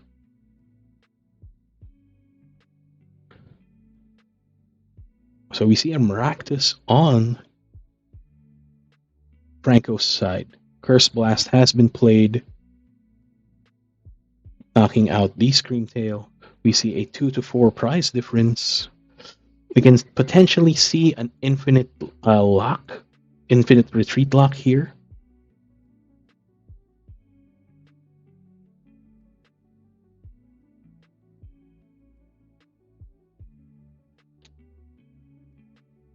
Oh, we see Neo Upper and Dracloak. However, this is a 2 to 4 price difference, and I don't see any Dragapults at the moment. We see a pass coming from the Franco side.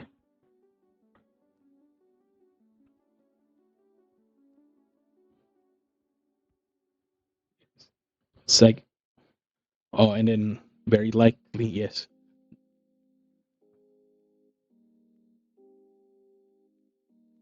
And that is a good game. Let's go back to table 1.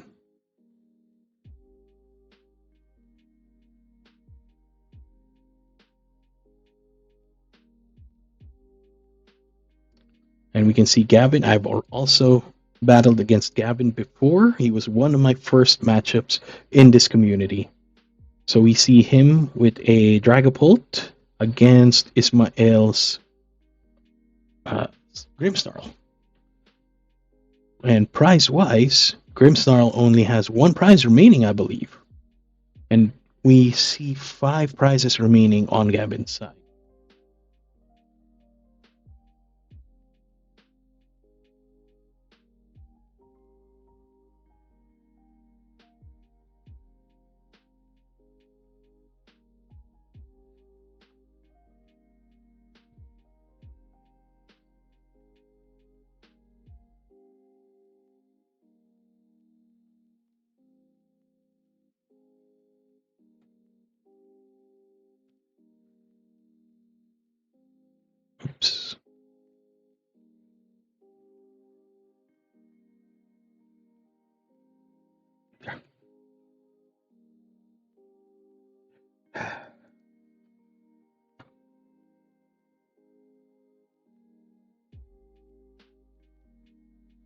And there, we see a Shadow Bolt knock out the benched Dracloak for victory, I believe.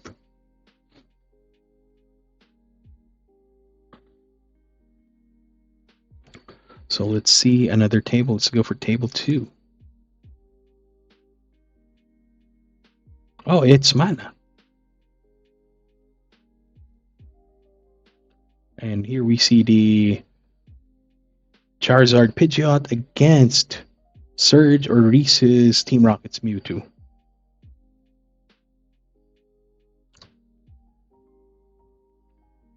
So this game is still ongoing. We see 3 prizes on the Mewtwo side with 4 prizes still remaining on the Charizard Pidgeot side. Don't play Unite, Kenneth. You're gonna grow old. No to MOBAs. Even if it's Pokemon. So for the Charizard side, we see a Chiyu in the active with 2 Fire Energy.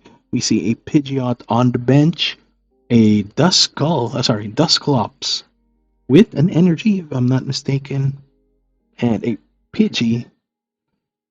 And I believe that is a fully loaded Zard with Hero's Cape. I might be wrong. And another Duskull. For Surge's side, we see the Mimikyu, 2 Team Rocket's energies on the Mewtwo, a Sneasel, a Team Rocket's Articuno, another Mimikyu, and a Tarantula with Hero's Cape. So the Mimikyu has been retreated in favor of Mewtwo. And Mewtwo knocks out the Chiyu. So there is now 2 to 4 prize difference in favor of Team Rocket's Mewtwo.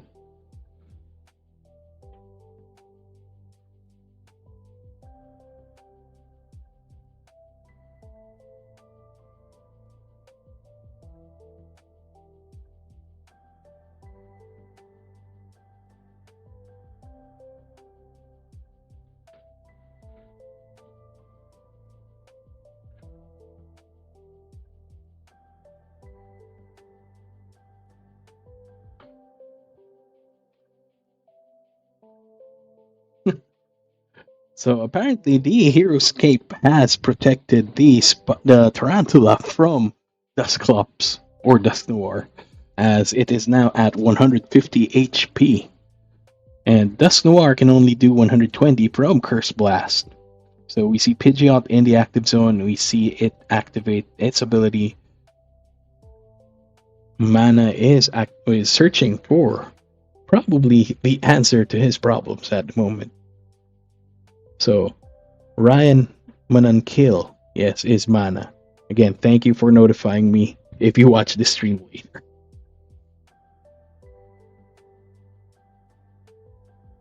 So, Fez has been activated for Flip the Script.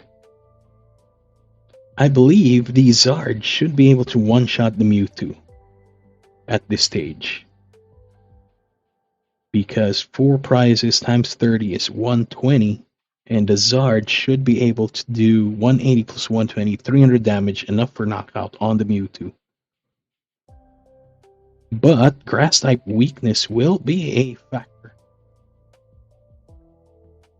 If I'm reading the last card on Ryan's bench as a Zard correctly.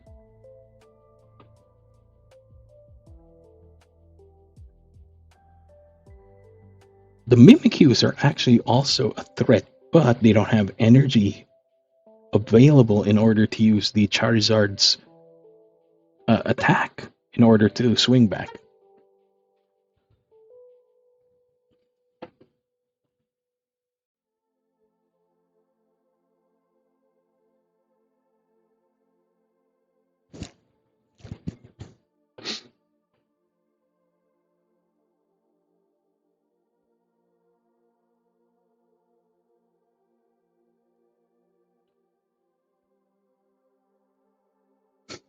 Yeah, that Spidops is the threat against the Zard.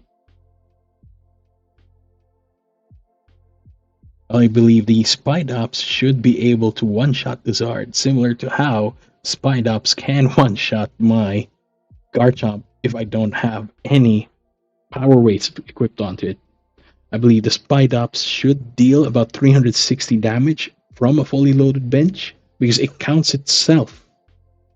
Yes, that's 6 times 6 for and then times 2, so that's 360 damage. Sorry, 6 times 30, 180, and then double from weakness should be able to one-shot the Zard. Oh, we see a rare candy evolved.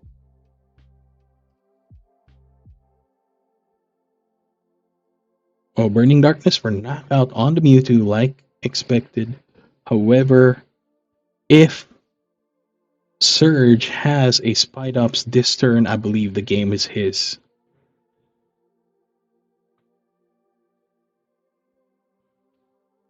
You see a Mewtwo be put on the bench. The Mimikyu has been promoted. There's the Spidops. Does he have enough energy? There's the Dark Energy.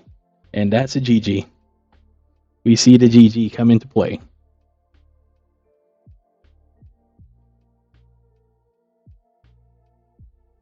So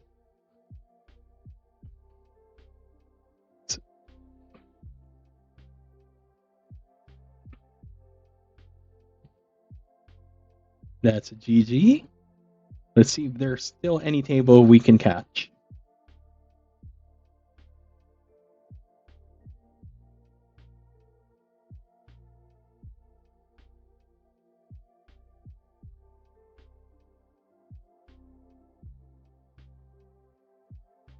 Let's go for table 10. Let's watch another Spidops deck, Team Rocket deck against Alexis's Grimmsnarl. So far we can see 3 prizes remaining on the Team Rocket side. And it looks like there are no Grimmsnarls in play due to weakness.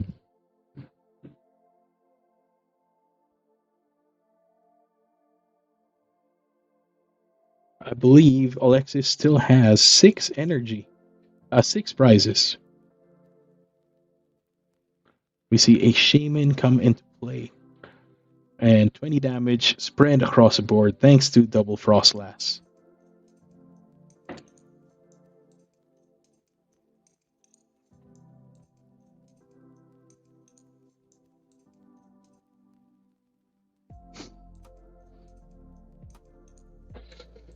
This may be a difficult match for Alexis due to weakness, and I believe he has not put out any Grimmsnarl in play. I know we came into this match late, so we don't see what happened. We didn't see what happened early on, but based on how things are looking, Alexis may not have played any of the Grimmsnarls due to type disadvantage from the Spidops.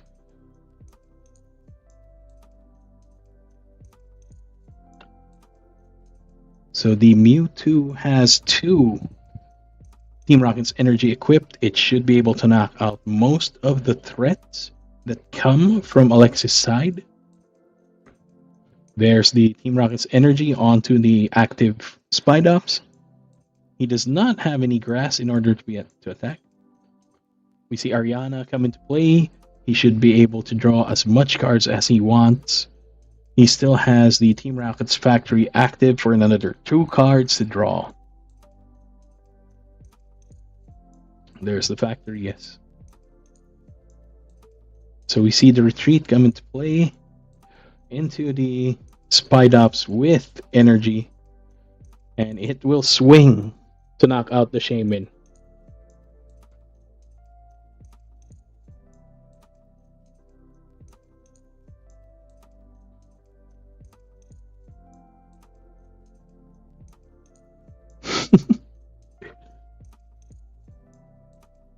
So Alexis actually manages to get 1 prize thanks to Frostlass knocking out the active Spidops. We see Mimikyu go into the active zone.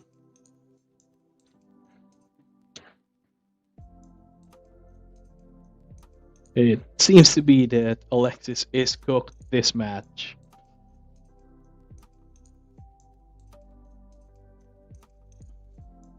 He should be able to Adrena Brain into the either Mewtwo or Mimikyu. Mewtwo has taken 140 damage. It has 280 life. It is down to half. Adrena Brain 460 will bring it to 200 life.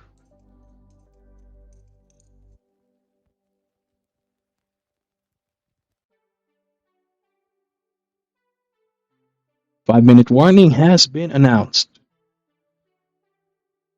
So the Mewtwo is now down to 80. Still not enough to knock it out.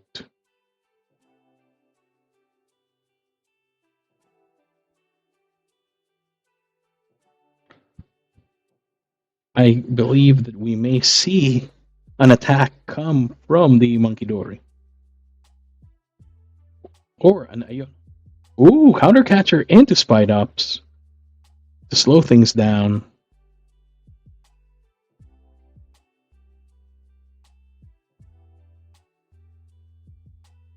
Monkey-Dory has retreated for Impidimp. Luckily, the air balloon is enabling Alexis to be able to maneuver his forces better. Sorry. We see a Nest Ball come into play. What will...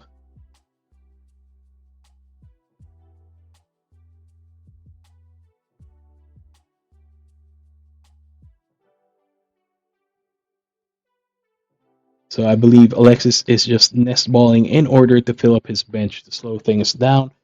He will retreat the Monkey-Dory for an Impidimp. And 20 more damage is being placed onto the opponent's side.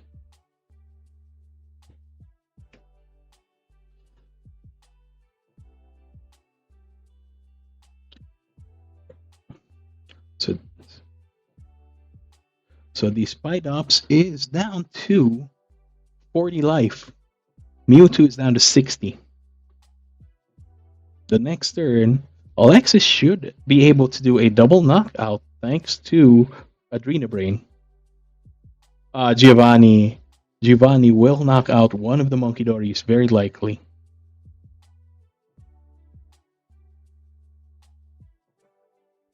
Oh, Frostlass. Frostlass has been elected as a target. So we won't see any knockouts this turn. You should hear the banter. It's being very funny. You see a Grass Energy be attached onto the bench Spite Ups and charging up. And Erasure Ball for knockout. We see the Monkey-Dory be promoted again.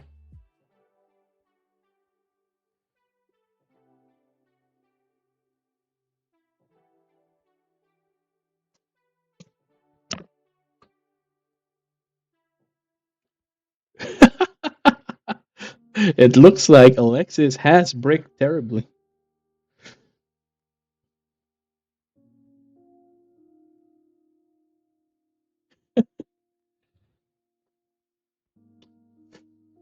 Mewtwo is at 180, 200, 210, 70 life remaining. So 2 Adrena Brains should be able to knock Mewtwo out.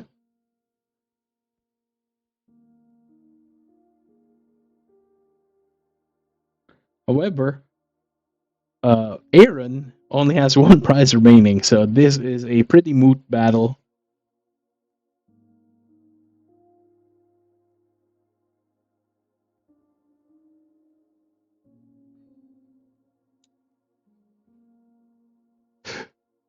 Tarantulas should be able to knock out the Impidimp for victory. And this is the last table to finish. So the next game, we will be watching the championship table, which is very likely, again, with an Ismael versus Reese or Liam. It depends on their resistance. So let's look at the standings. Ismael has a higher resistance. So does Reese. No, Reese and Liam actually have the same resistance. So we will be going to the lounge once again.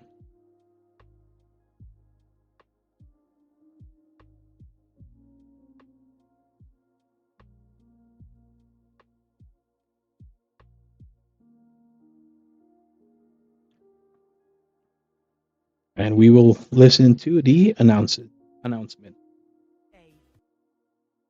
What the hell? Okay. 5 minutes later. Tapos na lahat. Everyone's done. Okay. Just confirming the winners. Please dispute right away. There's something wrong. Ismael, Serge, Liam, Aaron, Marco, Stephen, Franco, Marcus, Ra, and Aegon. Yeah? No disputes. Sige. Let's start the last round now right away. Kasi we were late eh. So we'll start it right now. Without further ado. The hell? We are starting the last round exactly after midnight, putting midnight PTCG May I ask a PH question? literally. Ano yan? If I go 0-4 here, do I still get third in the season rankings? Oo, as long as you did not drop. Okay. Pult Noir ulit yung kalaban ko. Help me, God! Alright, pairing next round. I'll also Boy, send it. that's fucked every night, huh? Oh boy. Rounds have been paired, and we will go to table 1 for the final table.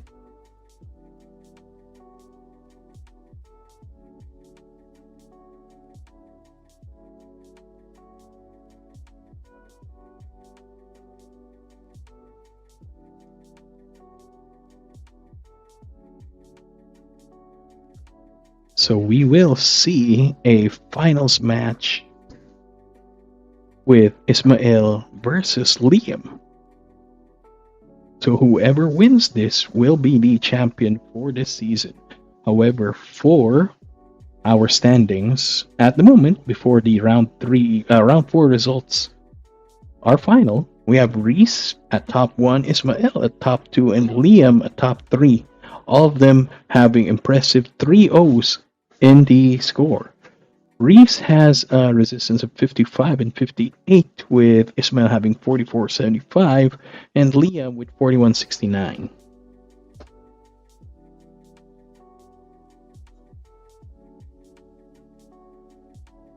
And there we will see the table. Final table.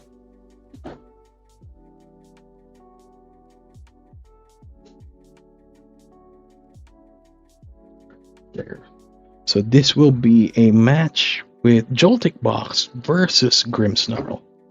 We have seen both players earlier, so this should be a very interesting match. I don't want to sound biased, but I want the Filipino to win in a Filipino server. But as a commentator, I will be as neutral as I can. And I have already faced Ismael previously, so I know he's a good player. I nearly lost to him in my previous match against him. I only managed to luck out. If I did not in our previous match, if I had not drawn the cards I needed at the last turn, I would have actually lost. So I'm vouching for Ismael's skill as a player. But again, we are going to watch the champion for the seniors division from the Philippines in Liam.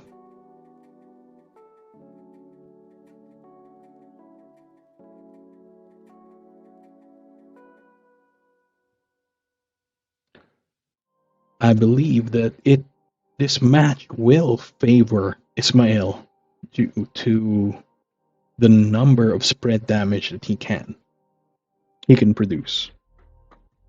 I might be wrong. Please let me know in the chat if you think I'm going to be wrong in my predictions.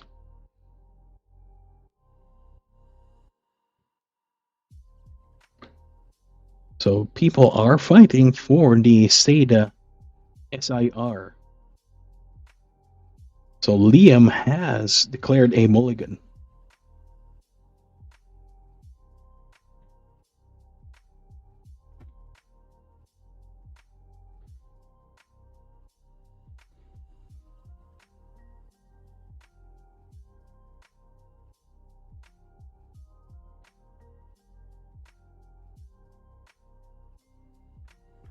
So I'm not actually very knowledgeable in this matchup, but I believe, like I mentioned, that Grimmsnarl may be in a more advantageous position than the Joltik, as he, or at least Grimmsnarl, tend to run faster in terms of rare candies and everything. And most of Liam's Pokemon have sub 260 HP. So we can see Liam play a Joltik, and we see a Monkey Dory on Ismail's side, and it seems to be that Ismail is playing first. We see Spikemuth being put into play. He will be able to search a Pokemon from Spikemuth. I'm guessing this will be the Impidimp.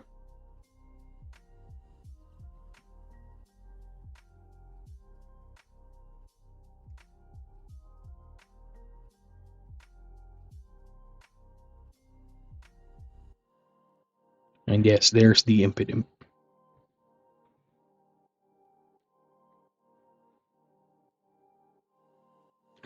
We see another Impidimp get benched.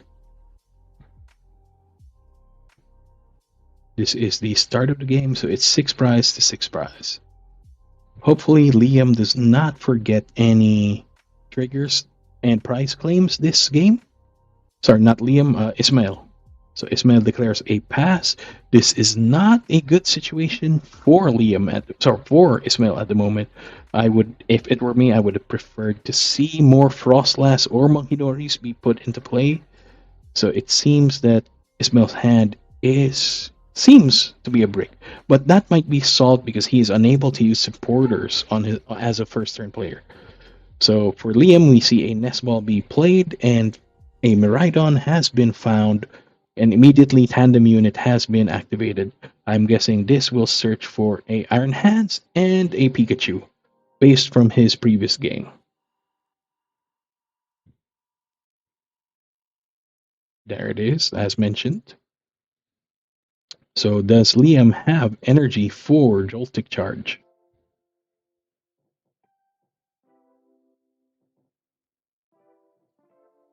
Now it will be difficult for... Oh, there's the Crispin. So we will see energy. Very likely Joltik Charge will be active. So we will see the Iron Hands end up with 4 energy at the end of this turn. My question is, where will the other energy be placed? Oh, there's the energy on the irons. There's the Joltik Charge. Do note this is the finals table for Midnight PTCG PH Black and White season finale. Whoever wins this match will be able to claim a Sada SIR as their grand prize, but I believe at the moment Liam is in Canada while being a Filipino, and Ismael is a player from Spain, so whoever wins this is potentially not going to be able to claim the prize. But Liam has shown enough generosity. In last week's game, he gave away his grand prize, which was a Pokemon Center exclusive Pikachu towel. So right now it is Ismail's turn again. And for Liam's bench, while Ismail's thinking, we see the Iron Hands with 4 energy, a Pikachu with 1 energy, a Miraidon, and a Joltik. So Ismail has activated Spikemuth once again. For Mogrim, so we will see a slow evolution. this may not be the ideal hand for Ismael. TM Evo, we will see potentially double Frostlass at the end of this turn. I'm guessing he... Oh, Professor's research.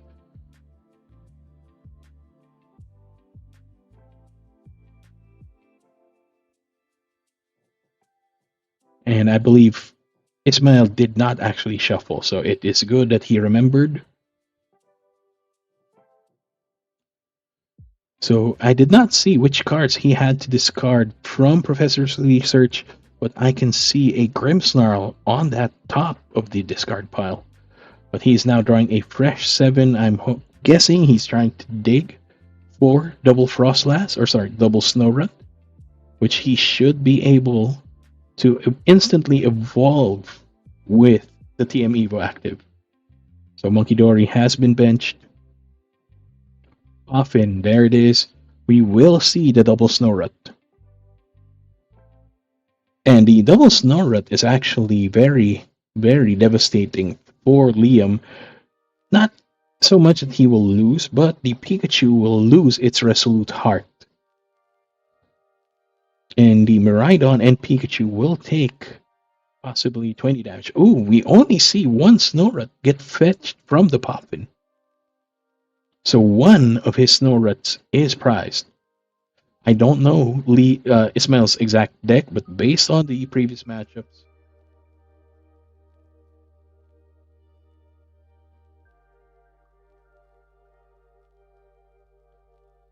oops. There. Sorry, the stream has echoed into the game.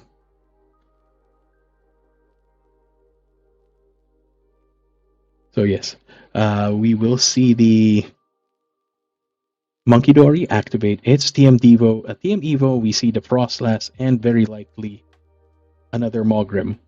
Oh no, he only evolved one of his Pokemon. Yes, because TM Evo will deny the use from Grimmsnarl's ability. So Ismael will not be able to fetch energy that way. So we see 10 damage being placed thanks to Frostlass ability. And the Pikachu has taken 10 alongside the Miraidon. So we are now back to Liam's turn.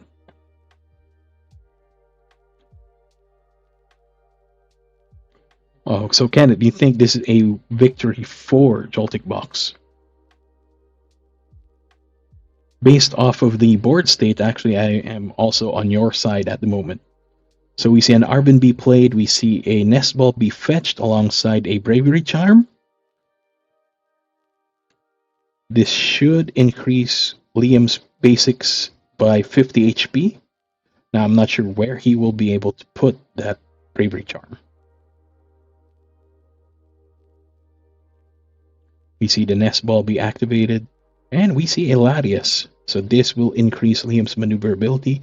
I'm guessing the Joltik will now retreat in favor of the Iron Hands, and I believe the Iron Hands will also carry the Bravery Charm, bringing its 230 HP to 280, which should safely put him out of OTK range.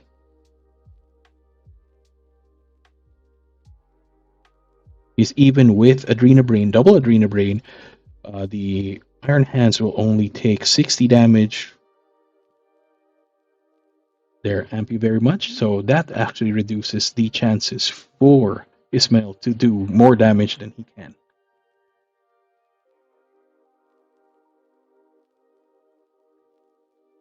Freezing Shroud deals another 10 damage to everyone's Pokemon. There's another monkey in play. However, we don't see energy.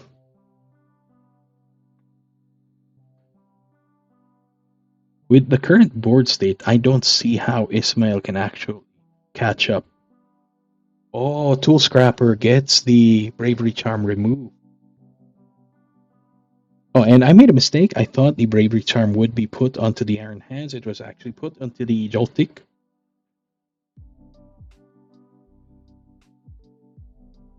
We can see Spikemuth for a Grim, I believe. And then we will see the Grim evolve, the Mogrim evolve into the Grimmsnarl, which should be able to knock out that Joltik. I believe the price difference is 4 to 6 in favor of Liam. There's Punked Up. 3 energy, 2 onto the active, very obviously. 1 onto the bench. There. So sadly, Monkey can only Adrena Brain once. Oh, there. E-switch, there it is. Well, although he does only need 1 Adrena Brain at the moment.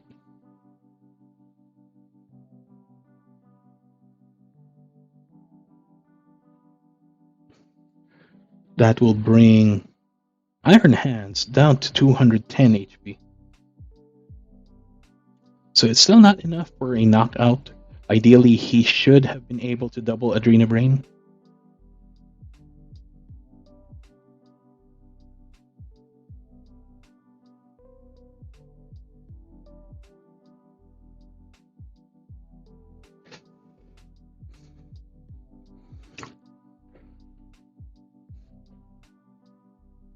Sadly, the loss of the previous Monkey Dory will not be able to put the Iron Hands into OTK range.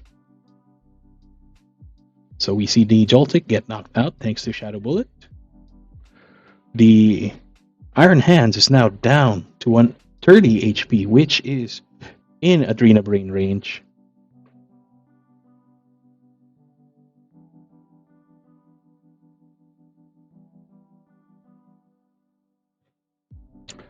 I believe Liam may potentially boss one of the monkeys in order to slow down the Adrena Brain effects.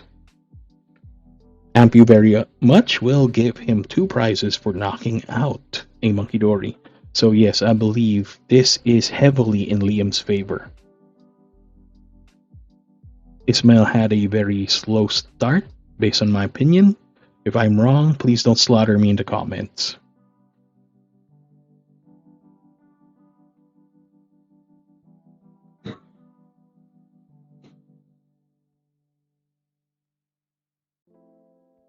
So we see another tandem unit be activated. Yeah.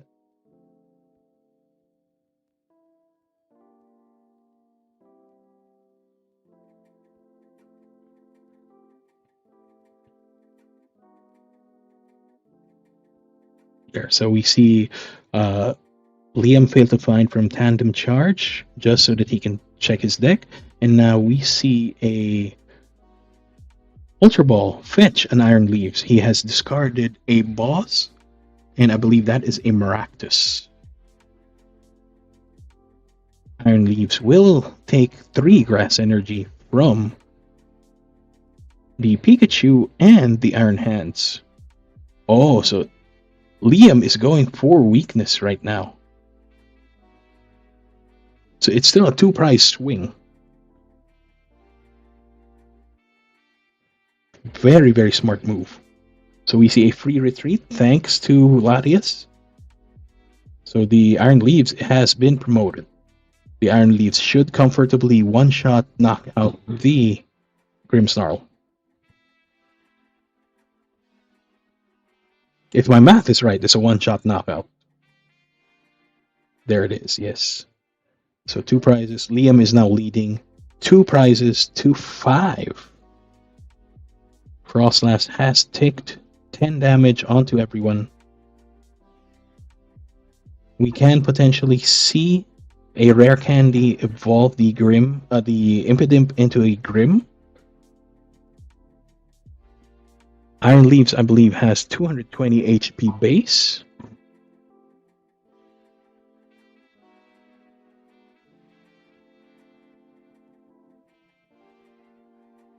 Iron Leaves is 220. Ooh.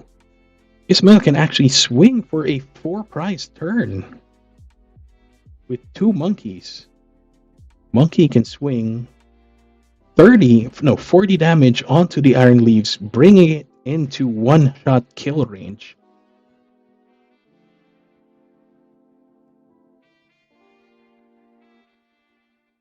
So we can potentially see a Grim be evolved via Rare Candy. It will get 2 dark energies. However, I'm not sure how Ismail can put another energy onto the Monkey Dory for a 4-prize swing this turn. This is not completely solid in favor of Liam. Can Ismail actually get all the cards in place in order to win this?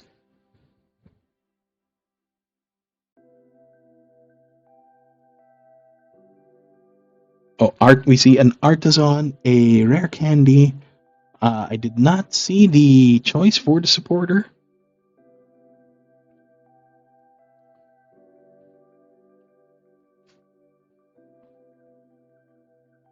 So luckily he has a third Grimmsnarl in the deck from Spikemouth Gym. I believe he has one in the discard pile and one. He lost one earlier from a discard from Ultra Ball, and he lost the other from the knockout. So luckily he has the third Grimmsnarl. Does he have enough energy to be able to put things into the proper place? Although he does not need to swing 40 damage onto the Iron Leaves, it will be knocked out thanks to Frostlass.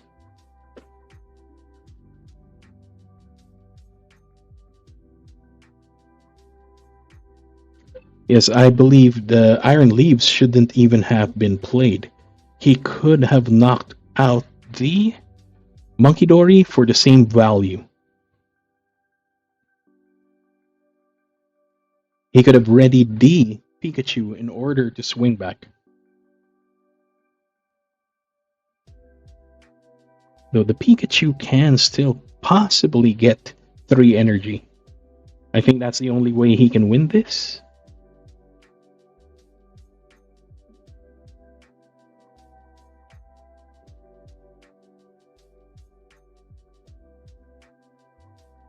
Oh, Professor's research. That gives Ismail 7 fresh cards in order to magically get this win. I believe at this point the Iron Leaves was not the ideal choice here. We see a Super Rod B played, possibly to regain lost resources. I believe he will get a full line or more energy back into the deck. Yes, that's the thing. That was also another potential mistake. The Pikachu should have had more energy there. Because the Iron Hands is just within Shadow Bullet range from getting knocked out. Ideally, I would have just kept the Pikachu ready to swing back. The Iron Hands could have knocked out one of the Monkey Dories for 2 prizes for the same value.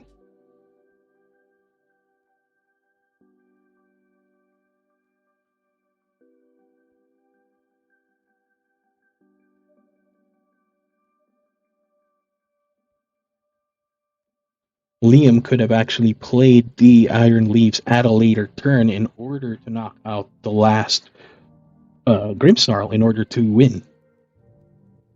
So Ismail now has a window to steal this. So 184 knockout, 3 on Iron Hands for a 4-prize turn. That is a massive swing. There is now a 2-1 prize difference in favor of Ismail.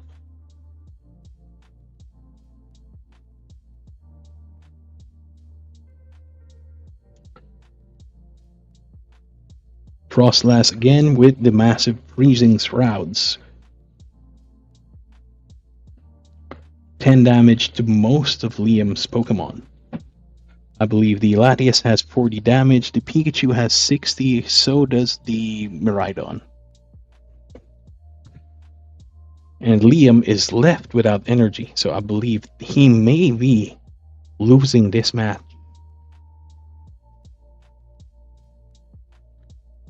Yeah, and we see the GG come from Liam.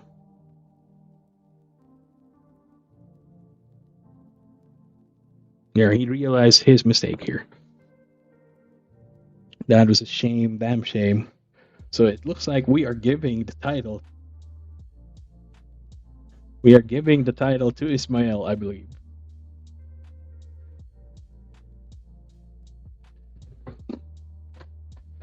It is very good game, very well played from both players. Let's see what's happening in table 2.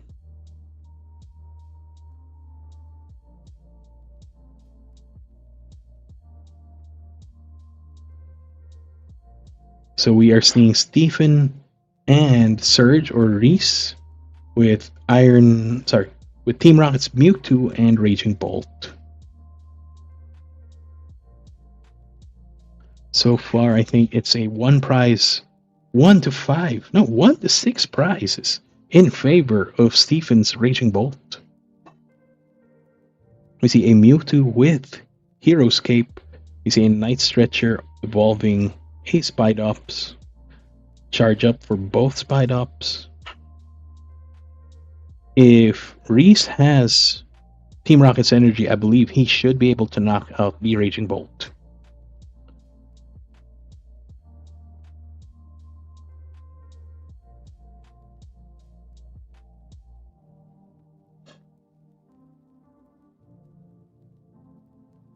I believe if Surge wins this, he still has a shot for the championship. His resistance is much higher than both Ismail's and Liam's.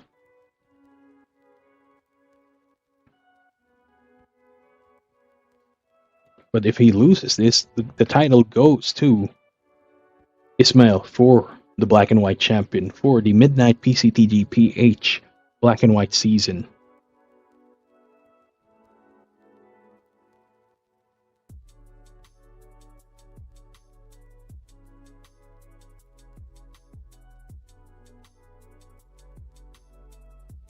We see a Giovanni come into play.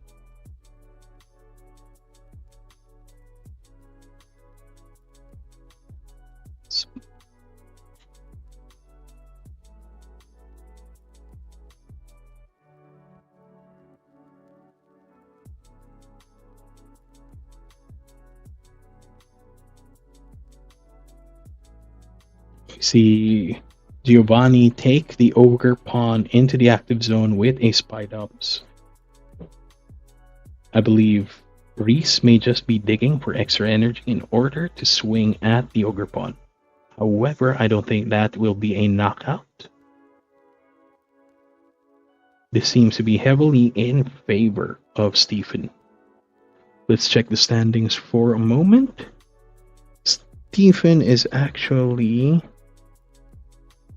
running at 2-1. So if Reese loses this match, the title is definitely in Ismail's hands. We see an attack with Team Rocket's energy for 180.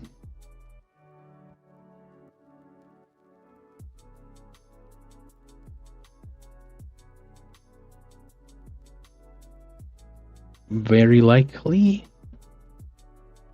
I think Stephen only needs about 3 energy in order to win.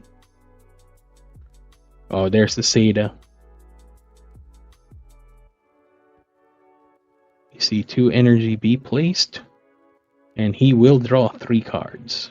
So one of the Raging Bolts is active. He just needs 1 more energy in order to retreat. Ideally, he gets any energy, and he should win this.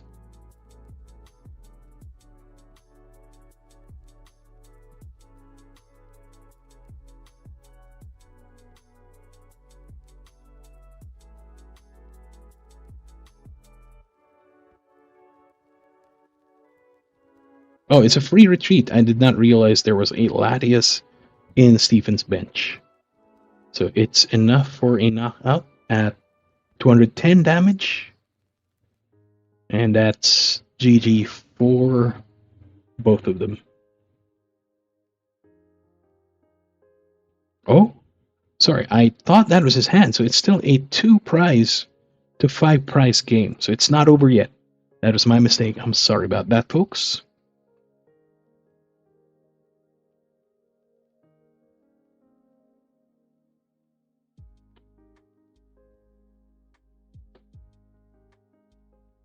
So at this point, I believe that Spine Ops in the active zone may not have been the best choice. I think he could have, Reese could have knocked out the Raging Bolt earlier. How much damage does Mewtwo deal? Let's check it on Limitless.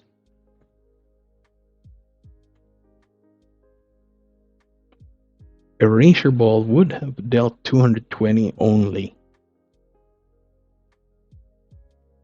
So yeah, it was still not enough. So yeah, that might have been the better play. So we see a Team Rocket Sneasel in the active zone.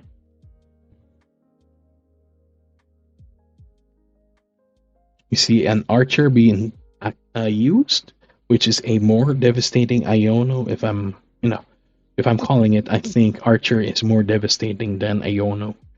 The only major difference is you actually shuffle the deck before you draw your cards, compared to Iono just bottoming your hand into the bottom of your deck and drawing a fresh set based on the number of prizes. So Archer guarantees a 3-card draw, but you do shuffle the deck. So you can potentially still get the cards that you shuffled in the deck.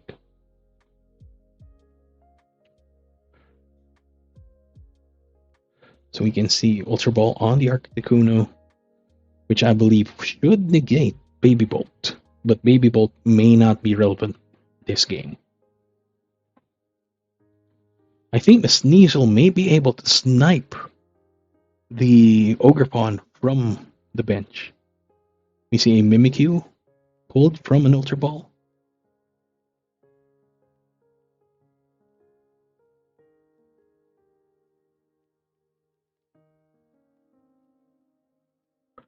Earthen Vessel discarding the Mimikyu for the energy. So that's 2 grass. Where will we see those grass be placed? Reese's deck is looking very thin at the moment. Does he still have the outs in order to swing this game in his favor? Man, that's a lot of draw.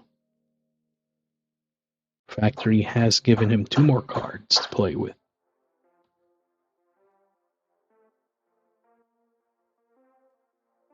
There, as expected, the Sneasel has sniped the Tail Mask Ogerpon for 2 prizes.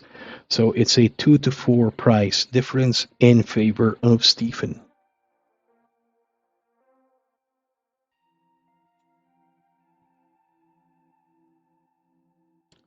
We see another Seda. We should be able to see the Raging Bolt get a a Lightning and fighting. There it is.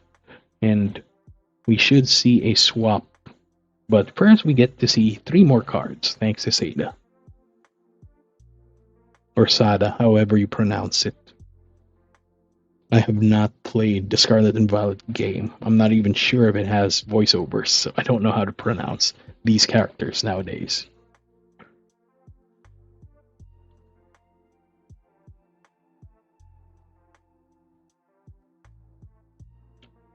So we see a manual attach onto the Raging Bolt, active Raging Bolt. We should see a knockout this turn. Although that is 2 energies in order to knock out.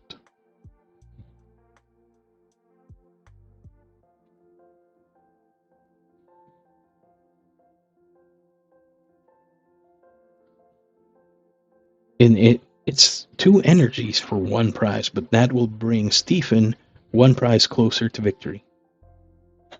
So we see 3 cards be discarded. Sorry, 2 cards be discarded, not 3. My math is bad. I'm sorry about that. Sneasel only has 80 HP, and Raging Bolt only deals 70 damage per energy discarded. So we see the Mimikyu be promoted on Reese's side. We see a Giovanni be activated. We will see a swap.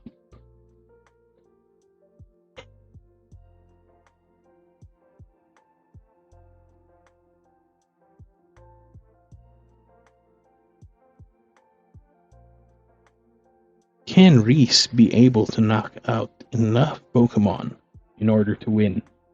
We see 4 grass energy in Stephen's discard pile. So Squawkabilly has been chosen as the target. Mewtwo should be able to knock out the Squawkabilly without actually discarding any of the energies he has loaded up.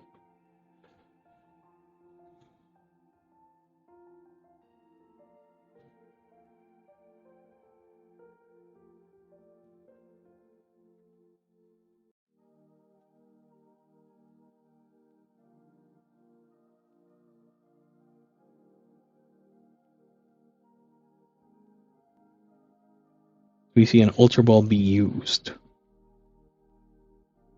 Although, like I said, Reese's deck is looking pretty thin. Does he have enough outs to win this game? So, Erasure Ball for knockout. Oh, a pass. Ah, yes. He only has 2 energy active. Erasure Ball needs 3. So we see a pass.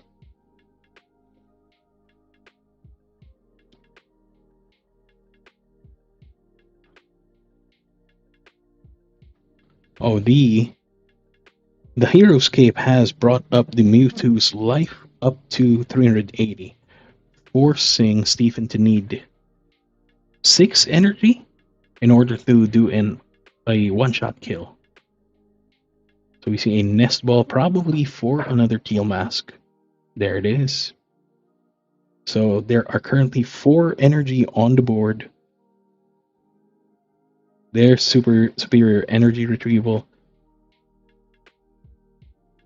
There, Night Stretcher for the final. So we will see Reese take a loss here.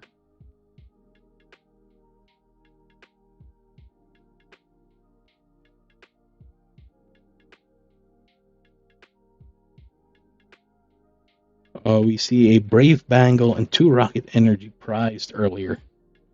So Reese did get gimped by his pricing.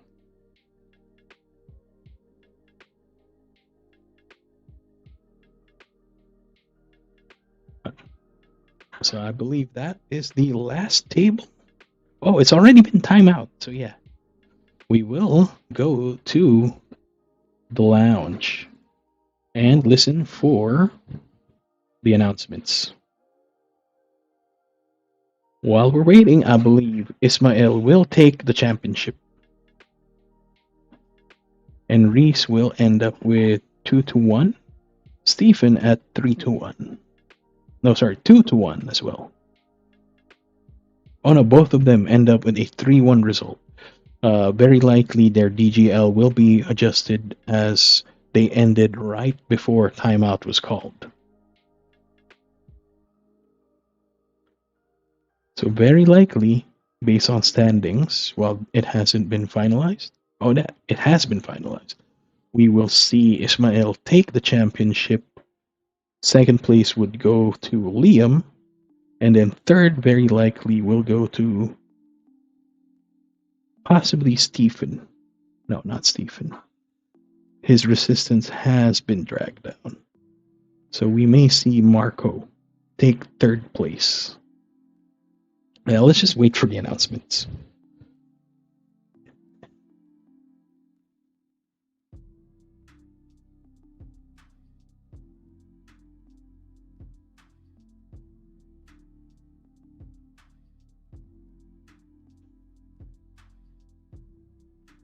A fatal mistake. Yeah, I was listening, Liam. I was listening. Was it the ano? What was that? Oh yeah, the Pikachu did not have enough energy.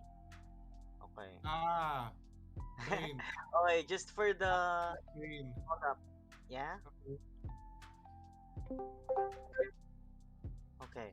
So a good job everyone. So it was Yeah, good the effort. last round.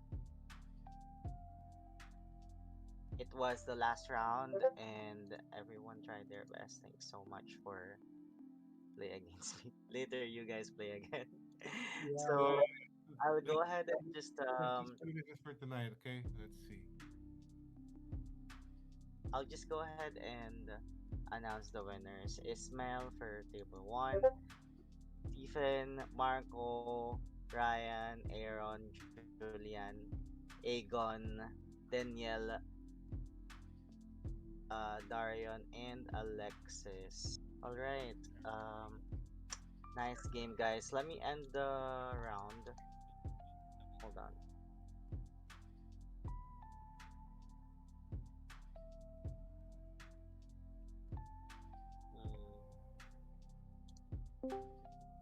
Okay. And that ends the tournament for our black and white season for here at the Midnight PTCG. So, after this, I'll just put in the results so we can check out the what you call this, Leaderboards. the leaderboards. Hold on. Ending the tournament. Let's see. I'll share the screen. So the tournament has been ended, and the standings have been updated. We see Ismail take first place, Reese second, Liam third, Marco fourth, Ryan fifth, Aaron Valentona Congrats, sixth, Ismail. You Stephen seventh, and are Gavin for our eighth champion for place. tonight. Ranking with a standing of 4 wins, 0 loss, and then we have Briss second, Liam, Marco, Ryan, Aaron, Stephen, Gavin, Julian, and Marcus for top 10. Congrats, guys. Thank you. Saan ba yun? Dito.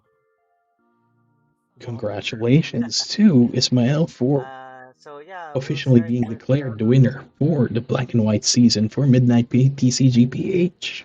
the ano, Hey, with the Ismail. Congrats, man. Thanks, bro.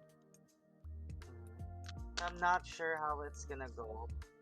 Again, so for any kind of prizes, right, for anyone who's outside the Philippines, we definitely encourage you to like choose code cards. But we're you definitely can like choose anything from the prizes, provided that you will You shoulder just the cover the shipping. shipping, man. But that's up Yeah, to you. it's gonna be, but it's up to you. It's gonna be expensive though because it's from the Philippines. Where do you live though? From Spain? Are you from Spain? Yeah, I'm from Spain. Oh, okay. That's why. All right, but you have the liberty to like choose anything from the prizes. Yeah, you can choose anything. Yeah, but we can't Anything. guarantee You can shipping. also But I can like give my prices to someone and I'll let him choose someone from yeah, Philippines because I'm yeah, from Yeah, Spain.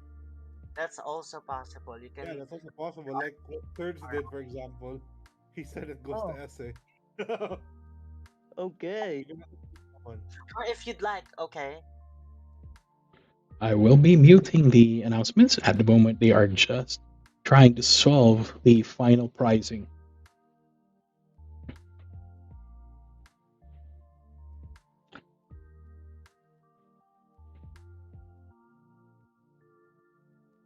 So I will be closing the stream. I don't believe this is the entertaining part for most people.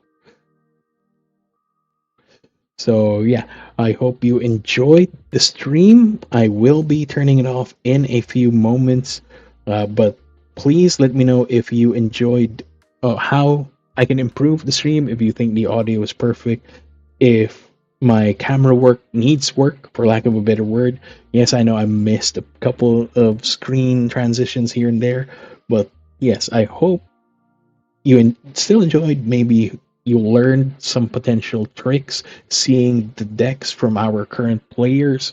And if you want to join Midnight PTCGPH, the Discord server link has been placed onto the description on the stream. So anyone can actually join this, like they were discussing. The main issue with a foreigner winning a prize is. So how do we actually send the prize to you, or how does Dren actually send the prize to you? But we also offer other prizes in terms of Pokemon TCG live codes. So if you're happy with that, I believe Dren can provide a suitable amount based on your standings. So yeah, I hope you enjoyed the stream. Don't forget to like, comment, and subscribe to my channel for more. Very likely we will have another match stream like this once the Mega Evolution season has been started. So yeah, don't forget to also like my new Facebook page, also under @FearTheHam. Don't forget to like Midnight PTCGPH's Facebook page as well. So same name. So yeah. Bye bye. Take care and